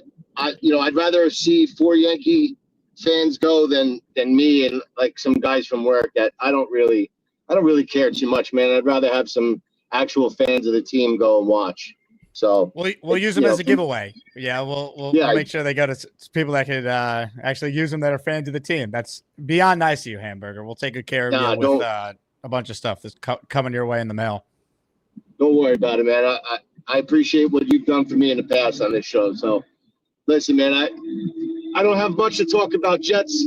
I'm not very involved right now. I've kind of just taken the summer off, but it's getting close. I'm starting to get more and more interested a little bit, but I'm just enjoying the baseball season, the family, and have a lot of running around between softball, baseball, car shows, and just doing some things that I wasn't able to do last year with my ankle. So I got some vacations planned, but I'm glad to see that your show is still doing well. It hasn't changed. So I'll be stopping by. I will be stopping by from time to time, a little more frequently. So, but I definitely miss the ASMANIACS, and I definitely miss the show. But when I get some extra free time and I feel like indulging in Jets conversation again, I will. Well, you are missed, Hamburger. Good to get you back on the show for a call here, and call back soon, all right? Yes, I will. Take care, everybody. See you soon. Ladies and gentlemen, the great Hamburger checking in. Johnny Bo Bonnie, it took an hour and 16 minutes, but we're on the board with 5 channel memberships that have just been gifted. Oh. 5 raffle entries for Johnny Bo, Baby Nas Disapproves, Joe Blue, David, DJ Jibbs, and James Finnan, all receiving memberships. Reminder, new raffle prizes this week. Signed Bart Scott jersey, signed Kevin Mawai jersey, and a signed Walt Clyde Frazier jersey. The last one we gave away was in white. This one is in blue. Every item contains a certificate of authentication. If you're tuning in late, you just missed an all-time Charles Gorman call. Beastbreaker says, Jake, I just got up. Well, I mean, Beastbreaker apparently was napping the last time we went to him. So, let's find out if his nap went well. Right now, we're getting some gabagool. If you really want some gabagool, you got to come get the gabagool. Catch you later. I'm all right. I just took a long nap. I felt like I was in what plan. I don't even know what plan I'm on right now. You working hard today, Beast? Yeah, I worked hard. Took care of a little bit of business, and did my usual, and then took my nap, and then did some reading in the papers. Nothing new, nothing fancy. Oh, did you announce the June 29th coming up? Because ain't that the day that the Yankees play the A's? What do you mean? Did I announce it? Yeah, we announced it last month for the tickets for that. Well, it's almost getting really close. Like the train is coming. There's still a month. Yeah, I know that. I understand that. I've also been doing some research on some other things in my international department and international department. Yeah, yep. Doing some looks, and business is booming. Things are going forward. The tariffs are looking great. Things are actually going good. I'm just how does that impact you, Beast? Well, by looking at the stock market, looking at the NASCAR, and also look at the NASCAR. No, NAS, DAQ. Do you ever read the stock markets? You mean the NASDAQ? Yeah, NASDAQ. Yeah, and also Amex and other stuff. I keep up with all that stuff. It's doing pretty good. Business is booming. Things are looking better. And my garden's actually starting to peak a little bit better. And I'm not worried about other things. But right now, I'm going to go get some water and some chicken. Yeah, I'm about to go eat right now. So I'm getting kind of hungry. So let's go to the next car. I got to go get some chicken right now. But as they all say, peace. Thanks for the time, Beast. All right, more of your calls right now. Let's say hello to. I might be big, I might be bad, but I'm gonna take your ass down. Beastbreaker joins us now. What's up, Beast? Beast? Beast? Beast? It's the brand new song, Power of Dog.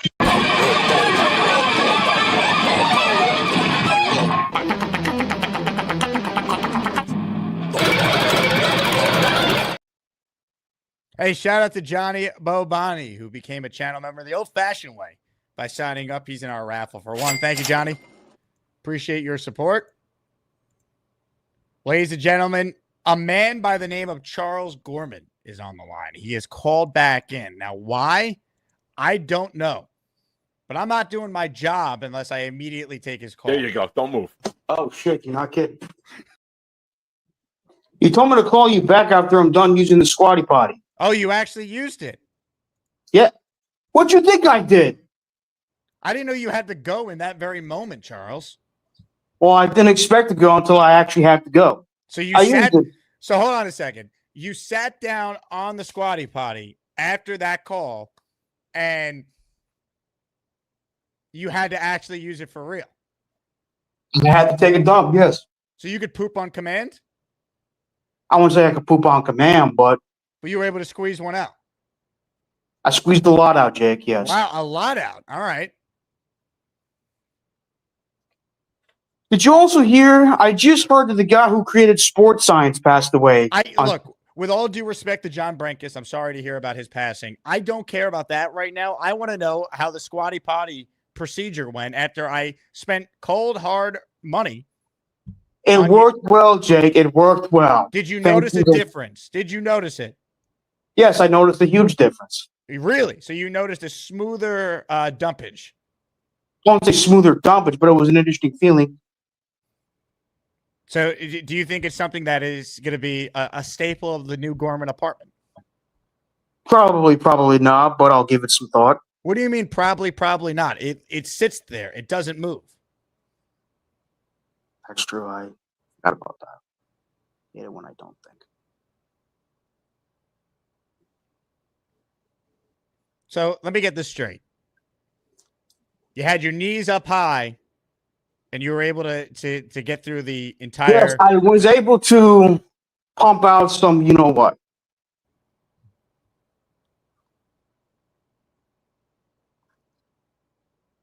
Well, I'm happy to hear that, Charles. I feel like it was money well spent by me then. It was. I thought it was actually from the big fella, but he told me it was from you. No, the squatty potty is from me. I said on the show I was going to get it to you. I'm a man of my word.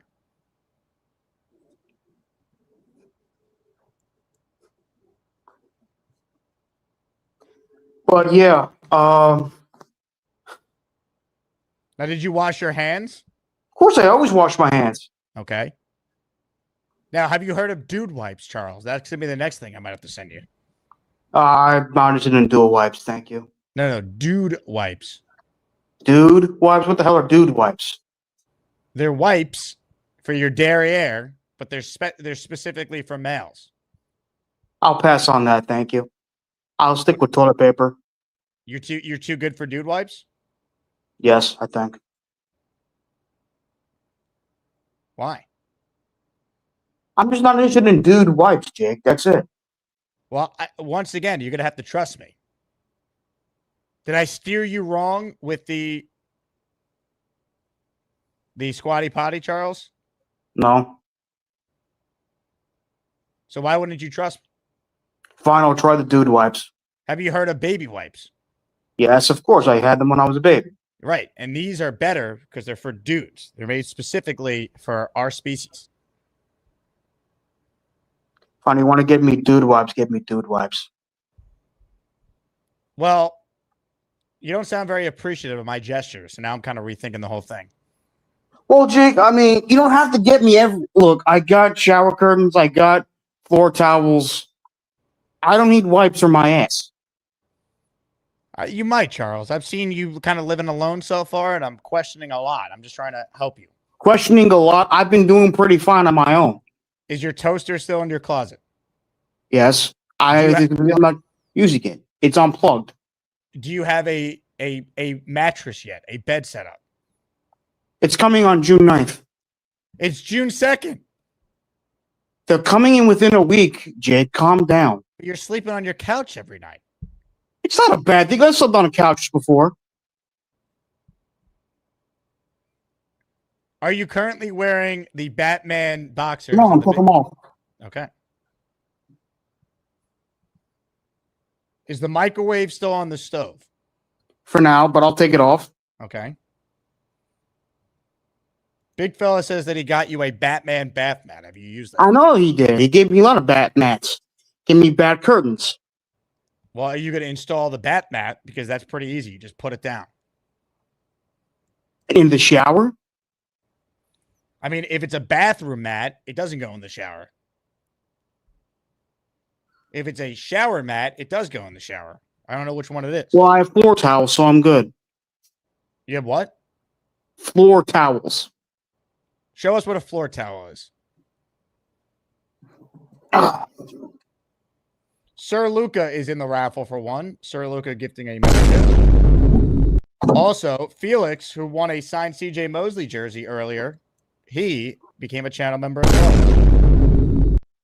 All right, Charles, show us what you're referring to. Son of a bitch. See with the letter F on it? That's not a mat. Well, Mom put F on it for floor towel. Okay. Take what big fella got you right now, and let's put it in the bathroom.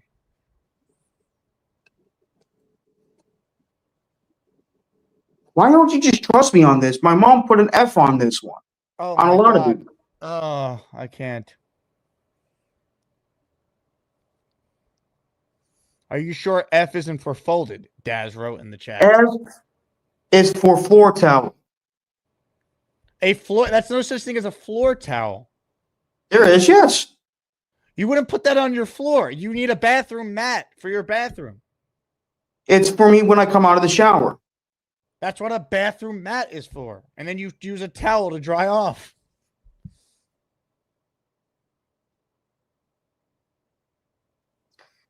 I don't have time for this. Look, Jake. No. You won't listen to me. How about a woman?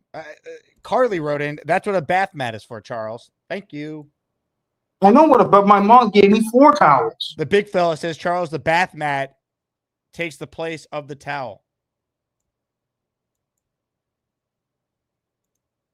Can you just trust us? Big fella sent you a Batman bathroom mat. It is for this specific cause. There's no such thing as a floor towel. We use floor towels at home when we come out of the shower. I don't know why you're disrespecting my parents, my family right now. I think my family are unintelligent people. A bathroom towel is what you use when you get out of the shower. That is what you're using. Is this it? Yeah. Now put the light on. Yeah, that's exactly it. There you go.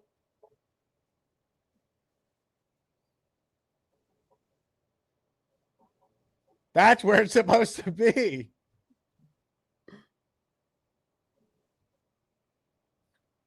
Do you see why that is supposed to be there? Yes. Now I feel disrespected right now.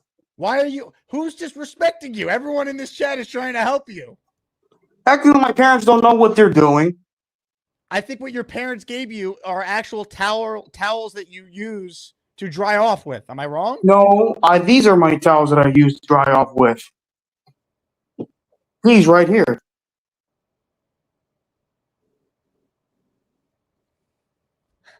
I don't know.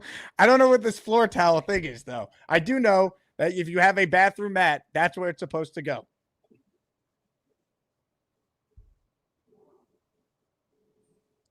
I don't think you should feel disrespected over a bath mat. I think big fella and company are trying to help you. The bath mat.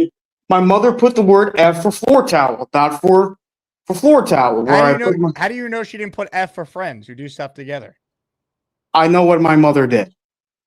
She said that to me while she was putting the stuff in there. Maybe. My mother is not a liar. Nate writes in, your parents absolutely do not know what they're doing by letting you habitat on your own, Charles. Well, fuck you, Matt.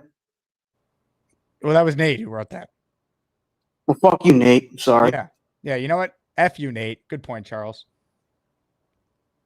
My parents know exactly what they're doing. I'm doing fine. I'm not dead. No house is on fire. Nothing. Tom A says, Charles has been there 5 days and it looks like a tornado hit the apartment. Fuck you guys. Nothing has hit the apartment. Shady says, Charles, it will take some time settling in.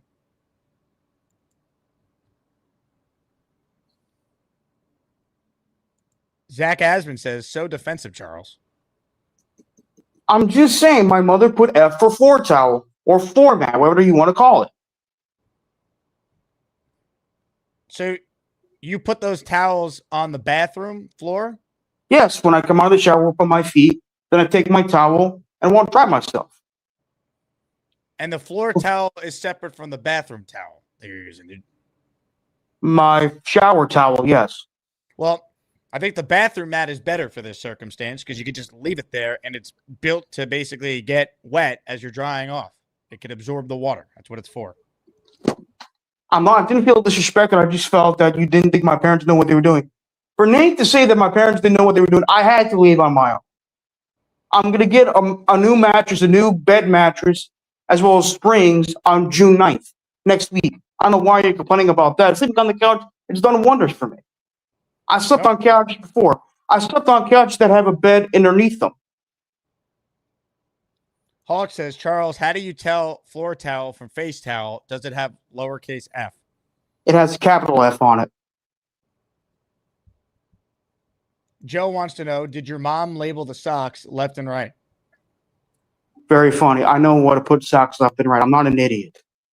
For all you guys that want to insult me or take advantage of me or think I'm only comedy, that I'm not to be taken seriously, you guys can go screw yourselves. Jay writes in, Charles' apartment makes Bobby's look highly organized. My apartment's not that bad.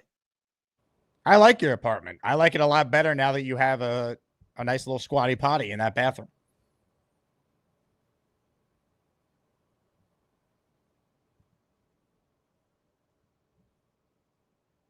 Am I just content to you, Jake?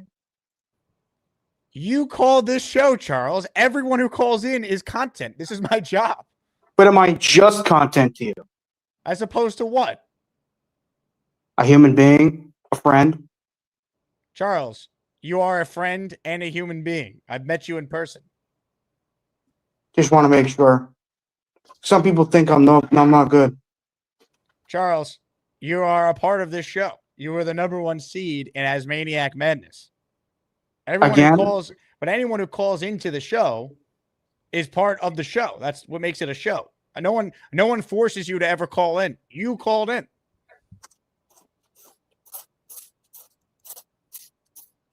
When you got catfished, this community raised $800 overnight for you. Did they not? Yes. So I think you have real friends. People like you, Charles.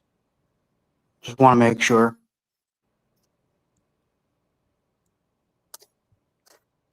Big fella sent you a bunch of items. You think that's just content, or he likes you? I know he does.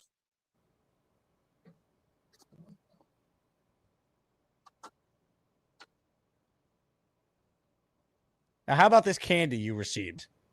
The bag of Dick's candy that I threw out yesterday. Yeah, I'm not eating those. You threw it out already? I threw it out yesterday. I'm not eating no candy that's shaped in male genitalia. Why not? 'Cause I'm not. Man, very sad. They always taste good, but the fact that they shape like male penises, I'll pass on that.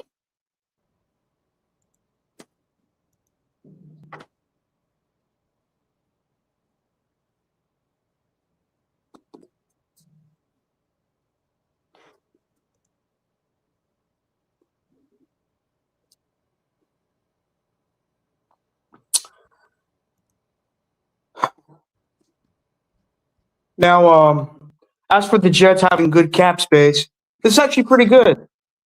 Hopefully they sign either Zadarius Smith as a veteran presence. Are they still linked to Amari Cooper or not really? Not really. I hope they get Keenan Allen. He's pretty good. Why are you laughing? Your ability to segue into a Jets take is the best I've ever seen. Just incredible. Well, it can't be all about me because then people might think I'm being an egotistical douchebag. No, you're the one who called in to update us. Well, because you told me to. You told me to use the squatty potty, and I did. I Right. used it. I figured that would be tomorrow, not 5 minutes after I said that. I didn't expect it to be 5 minutes after you told me, but it happened anyway. I didn't know you could poop on command. Or maybe I poop when my body tells me, hey, Charles, you got to go when you got to go.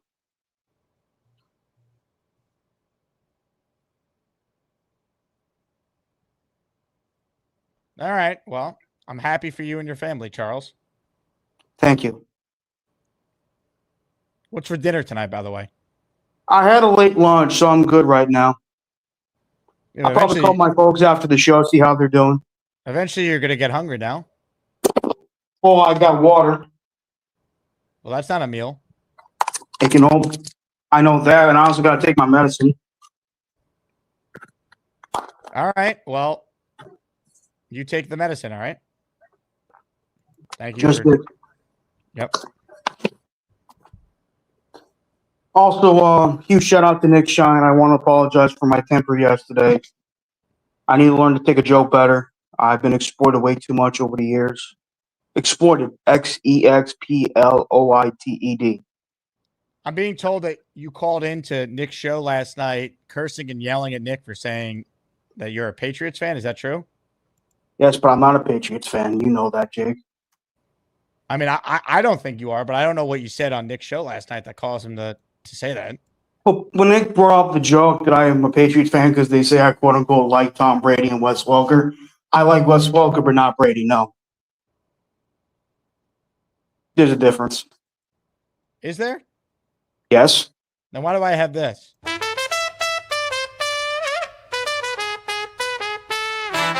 Charles is a Patriots fan. He yelled at Nick because he loves Tom Brady and he wants to kiss him on the mouth.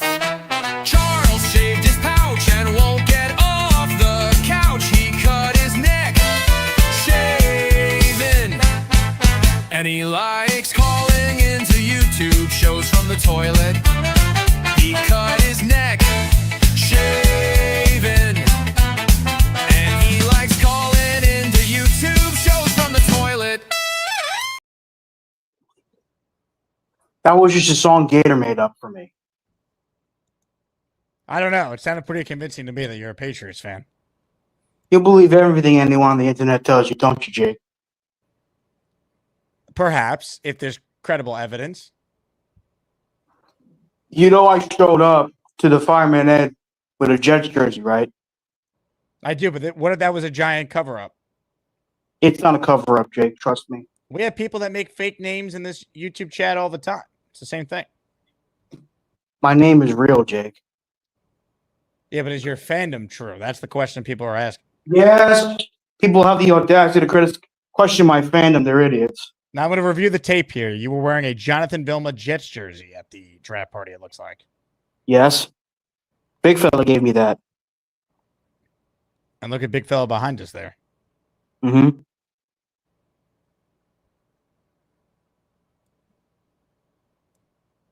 I see.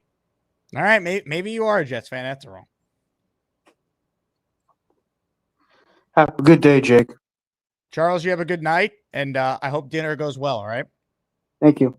Ladies and gentlemen, Charles. Bobby and Charles are squeezing their knockers. Bobby and Charles are squeezing their knockers, taking their shirts off. Taking their shirts off. Taking their shirts off. Taking their shirts off. Bobby and Charles are damn sexy. Damn sexy. Let's party. Let's party. Let's party. Let's Bobby and Charles are hot and sweaty. Hot and sweaty. Let's party. Let's party. Let's party. What a call. What a moment. Ladies and gentlemen, Charles Eugene M. Gorman. How does he keep giving us moment after moment? It's truly something. Felix gifted 5 channel memberships. Felix Campos, a wonderful, wonderful guy. He gives a lot of gift memberships and loves the Jake Asman Show. Take the money. Felix, you are in the Asmaniac raffle for 5. Thank you very much for your support. Felix won a signed CJ Mosley jersey earlier on the show. All right, last chance to get in here. It has been a wild show. One we'll be talking about for a very long time. Ladies and gentlemen, let's say hello right now to a man who is back from Italy.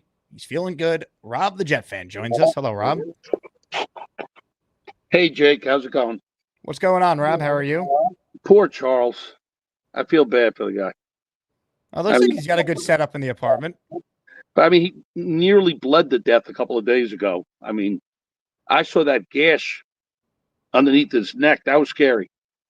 I mean, maybe a good gift for him, Jake, would be a battery-operated shaver. What do you think? Well, I think shaver? Gator sent him one, actually. Oh, he sent him one, Gator? I sent him one, yeah. Or Gator sent him one, I mean. Yeah, he needs one. Poor guy. I mean, like he's gonna bleed to death one day. But he'll get it eventually, moving in by himself and stuff.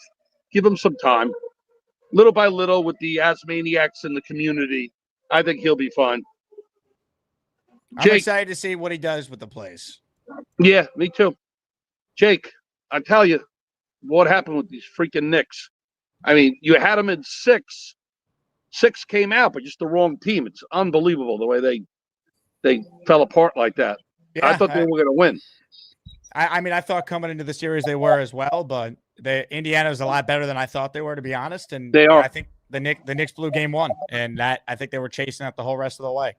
That was huge. But not that you probably care now. These last 2 teams. Do you think Indy's going to beat OKC now, or do you think the Thunder's going to win? I think the Thunder are going to win. I could see it being done in 5 games.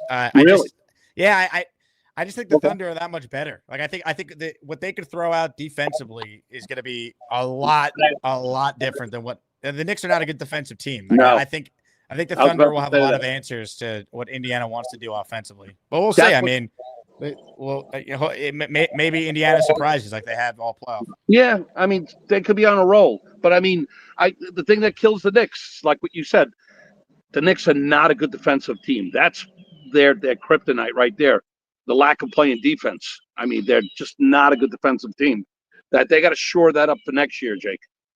Like maybe add players, something like good defender who can come in there, because like Brunson, as great as he is, he's at times a bit of a liability when he comes out there for defense. Unfortunately, Well, their two best players are not great defenders, so it hurts. They also they need to improve their bench, and you hope another year playing together. If they run it back with this core, there's a lot of continuity there, and you get better in that way. Jake, about 2-3 weeks ago, you had mentioned that you started to watch Suits. Is that correct? I've been watching it. Yeah. How good is that? Have you seen the series? I saw 9 seasons. Yeah, I'm I'm in season 7 right now. It's a great show. Yeah, I love it. Very behind on. I remember when it was on TV and it was a popular show. Really good, really good. I enjoyed it a lot. I thought it was really, really good. But what else did I want to say? I don't know, Jake. It's not looking, even though we're like 25-30 million under the cap, I still don't see why we're not getting that number 2 wide receiver or maybe a defensive tackle. I mean, obviously we have the money, so I don't see why they can't just sign one of these guys, because if Garrett Wilson gets hurt, we're in a lot of trouble here. I mean, that's what I'm really afraid of. I want them to sign another receiver. It doesn't feel like they're going to do it, though, so I would be surprised. Yeah, it's really bugging me. I mean, I wish they would at least do that, Jake. So this way, if God forbid Garrett Wilson goes down a game or 2 or 3 or whatever it is, you feel confident like, hey, you know what, our number 2 can take over. Because it really doesn't seem like we have anything in sight, even for a number 2, just maybe a 3 or 4. And that's what I'm afraid of. But I agree with you. I think they're a receiver short. They obviously feel like their receivers are better than we think. I got one more thing, Jake. I want you to put me on the big screen. I might as well get on this train here. And Big Cho, please pardon me. but I got to get on the love train here. Fuck you, Alan. Alan's wife. Thank you very much, Rob. Nate with a super chat for us. He cuts the line. Jake, if you're friends with Charles, how come you never invite him to any birthday parties of yours? Do you ever invite him to hang out in the city? Well, Charles doesn't drive, Nate. And he has been invited to every meetup we have done. He's been invited to any watch party we've done. He doesn't live in the city. And also, I'm not a birthday guy. So guess what? I've only lived in the city a little over a year now. I didn't have a birthday party last year. My birthday party was actually at MetLife Stadium. And I watched the Jets kick the shit out of the Patriots, and it was awesome. Bang! Ladies and gentlemen, a man who flew in for that game is on the line. Craig in Australia. Hello, Craig. Mate, how you going? What's up, Craig? How are you? Good. It's super early, heading into work, and very rare opportunity to call in because at this time of year, there's only 13 and a half hours, like only 13 and a half hours difference. And your second show is usually finished by the time I get up. So very grateful to be able to call in. And I caught the last sort of 10 minutes of Charles and wanted to check, has someone got him some Vegemite? Please tell me this has happened. Or do I have to bring some? Wow. I don't know if anyone has sent him that, but I mean, if you want to be the architect behind Gorman getting Vegemite, that's all you. Yeah, and he'll be complete with this. And I'll bring like a bucket or something when I come in September. I'll check in an extra bag. And I was going to offer him. I've got a spare RoboVac. So do we know if he has a vacuum of any sort? Did we ask this? Charles, do you have a vacuum? If you're still watching, let us know. To be fair, though, if anyone should be getting him a vacuum, it should be Gary. Well, okay. I thought Gary would be getting him, his Texas flag and his snub nose 38 to protect himself. So maybe he has, maybe he hasn't. I don't know. But congratulations, Charles, if you're watching on your apartment. That's a pretty big move under the circumstances. That's pretty impressive. And to everyone who's helped him, you're all legends, and you're the reason I love the community. So I'm going to get cracking, mate. Got to head to the OR. Just wanted to grab my chance to call in while I've got it. And thanks for everything, mate. And I can't wait to see you in September. Let's go. Craig, you're the man. I got the boomerang right here for you. Craig in Australia checking in as it's early in the morning there. Beastbreaker says, getting old sucks. You're not old, Beast.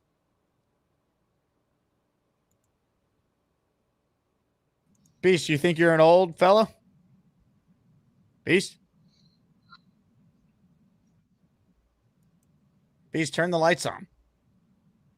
Sorry about the mess. Hold on 1 minute. I'm just doing some review reports. Hold on 1 second. Oh, we're holding. Oh, all right, there we are. I was just doing a bit of a little homework reviewing, and also got my. Hey, turn the lights on. See me, ho.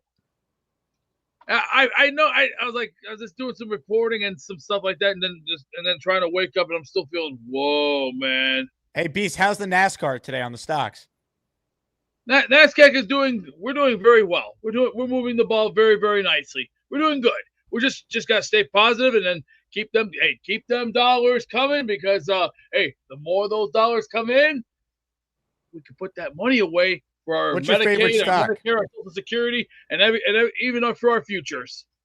That's what I like to see. I like to see something better. That's the way we need our monies. And I'm hoping that if since June 1st just passed, and I'm hearing that we got more money. You know what that means for our organization? The New York Jets can go get the money out and start doing the next best thing. Go out, look at that talent, go get it. Don't stand there. Just go get it. Don't stand there like, I don't know. I got the finger up my nose. How about, hey, come here. Get up. Here's the checkbook. Get your ass out there. Go get it. Go get it.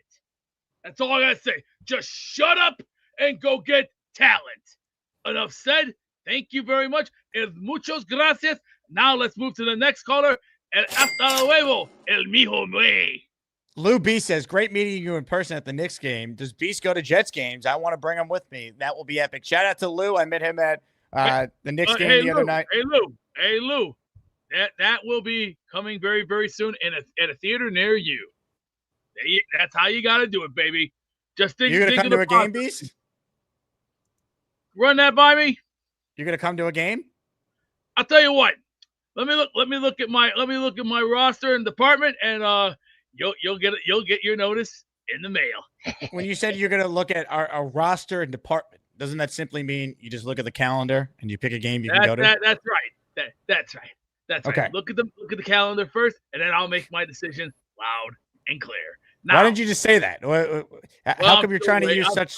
I'm still waking up right now because I'm sore still. So let's get to the next caller. But as they say in Spanish, hasta luego, and have a great day. Arriba!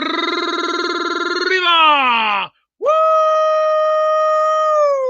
Let's go. Who cares? All right, let's get to more of your calls right now. Beast Breaker's up next. What's up, Beast? I'm gonna go lay down right now. I'm not gonna answer any questions right now. It's time for my actual extra nap, and then later on, I'm gonna go outside and enjoy the day. What the hell is this? What's that? Monopoly, go away. No, I'm not interested in Monopoly right now. I'm gonna go lay down. What? You going to sleep? Yeah, I'll go to sleep. It's been a long day for me. I will.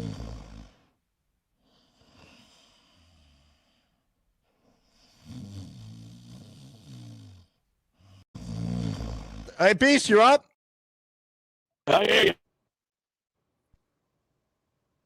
Oh, that's wrong. Okay, now let's get along. Let's get on with the next caller. And did my 20 raffle go in yet, or am I on the waiting list? Well, you were in the most recent raffle. Unfortunately, your name wasn't called. Okay. I was just checking you. That's all it is. No questions asked. All right. Well, it's time for me to catch up on some, as they say in Mexico, el siesta time, amigos. Hasta luego. Let's do it next time. You know what time it is? Yeah. Come on, everybody. Let's do some more rollers. 1, 2, 3, 4. Move that body up that floor. Right,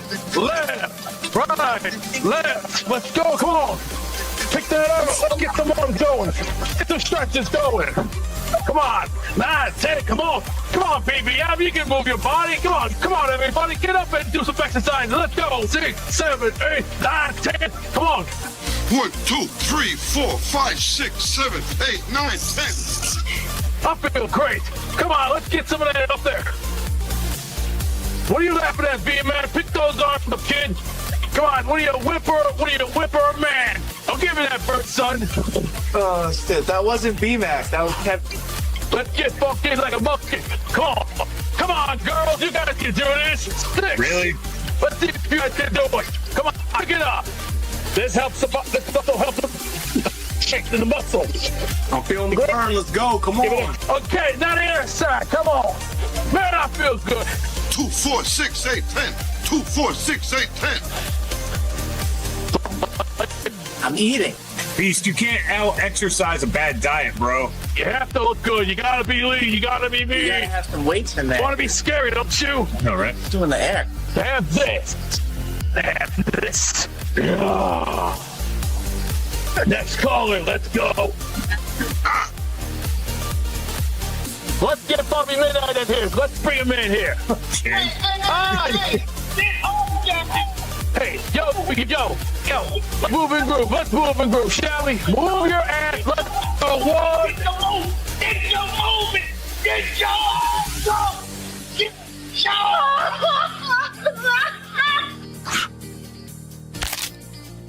Great job, Beast. Way to inspire people to get healthy on a Saturday. Last chance to get in. Walt Clyde Frazier jersey we're giving away this week. Kevin Mawai jersey we're giving away this week. Bart Scott jersey we are giving away this week. All signed with certificates of authentication. By the way, Lou, you were in our raffle for 2 with that super chat. Thank you very much, my friend. Great to meet you in person at the Knicks game. What do we got here?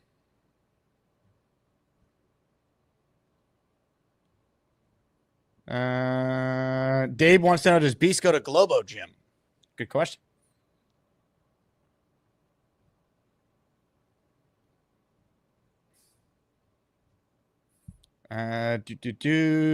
Tommy says, Jake, what part of the roster department don't you understand? It's a fair point, Tom. All right, here we go. We've already had one Australian on the show today. Let's make it two. Australian Jet fan is next. Hello, AJF. Hey, how's it going? What's up, man?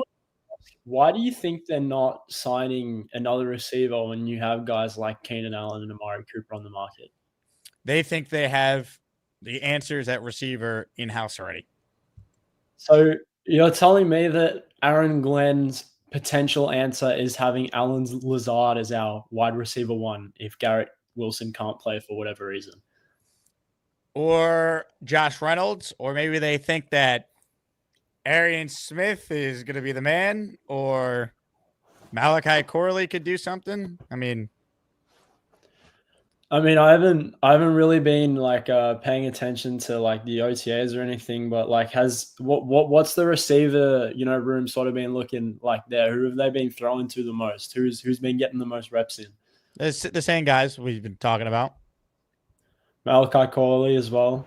I don't know if Corley has really done a whole lot from what we've heard so far. But mainly just Reynolds, Lazard, and Wilson then. Yeah, I mean, Garrett's going to by far and away be their number one option. They'll feature the tight end a lot. Lazard and Reynolds are going to get targets too. And also, what do you think of Jeremy Ruckett like on this roster? Like, is he going to have a bigger role? Is he just there to fill a spot? Like, what's the deal with him? I think he's playing for his spot. I don't think it's a guarantee he's on the team. I think he will be. But I think they drafted Mason Taylor for a reason. He's going to play a lot.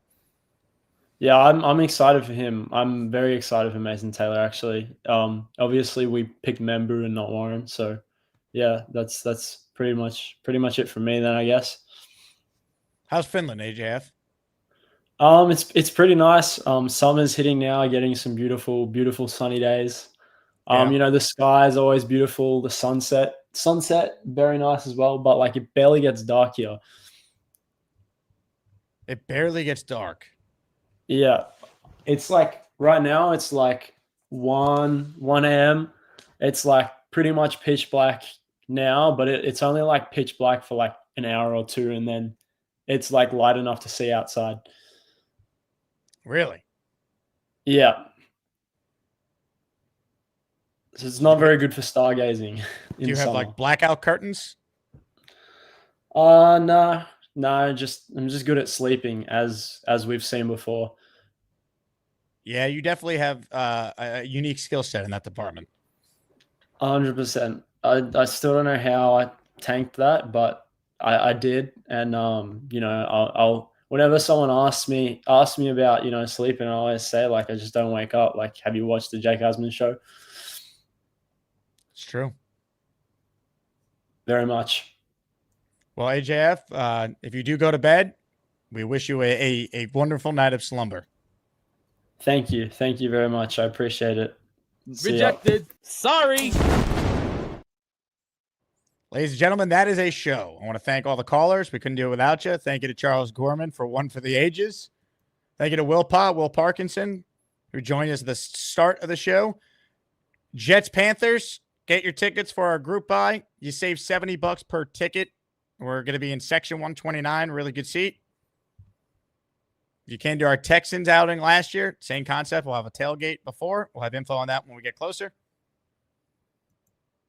Also, there's info on Tampa for those making that road trip in the Discord/Patreon. I know I'm giving you guys a lot at once, so check that Patreon/Discord under the announcement tabs for all the info, and it's easily digestible. Hit the like button on your way out of here. Again, thank you to everyone for your support. My name is Jake Asman. This has been the Jake Asman Show. I will talk to you guys soon. JETS. Jets, Jets, Jets.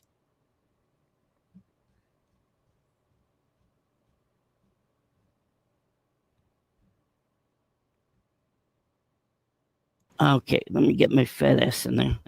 I'm in. Jake, where are you? Come on.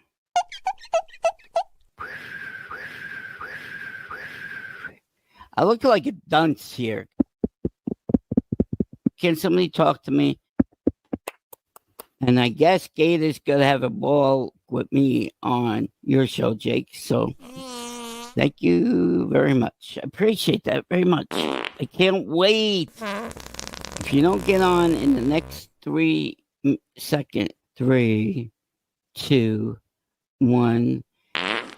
Jake makes me look like an ass sometimes. Okay, I'm getting into my black chair, Jake. Now, there we go. Now he pisses me off. I'm showing everybody my fat ass now. That was me, Bobby. No, that wasn't I you. passed gas. It was Jake. Yeah, next time I should go to the bathroom. Then. When was the last time you took a shower? I don't know. Thursday evening. You haven't showered since Thursday? You probably reek. Oh, Oh. He stinks. yeah. Oh, you gotta be disgusting.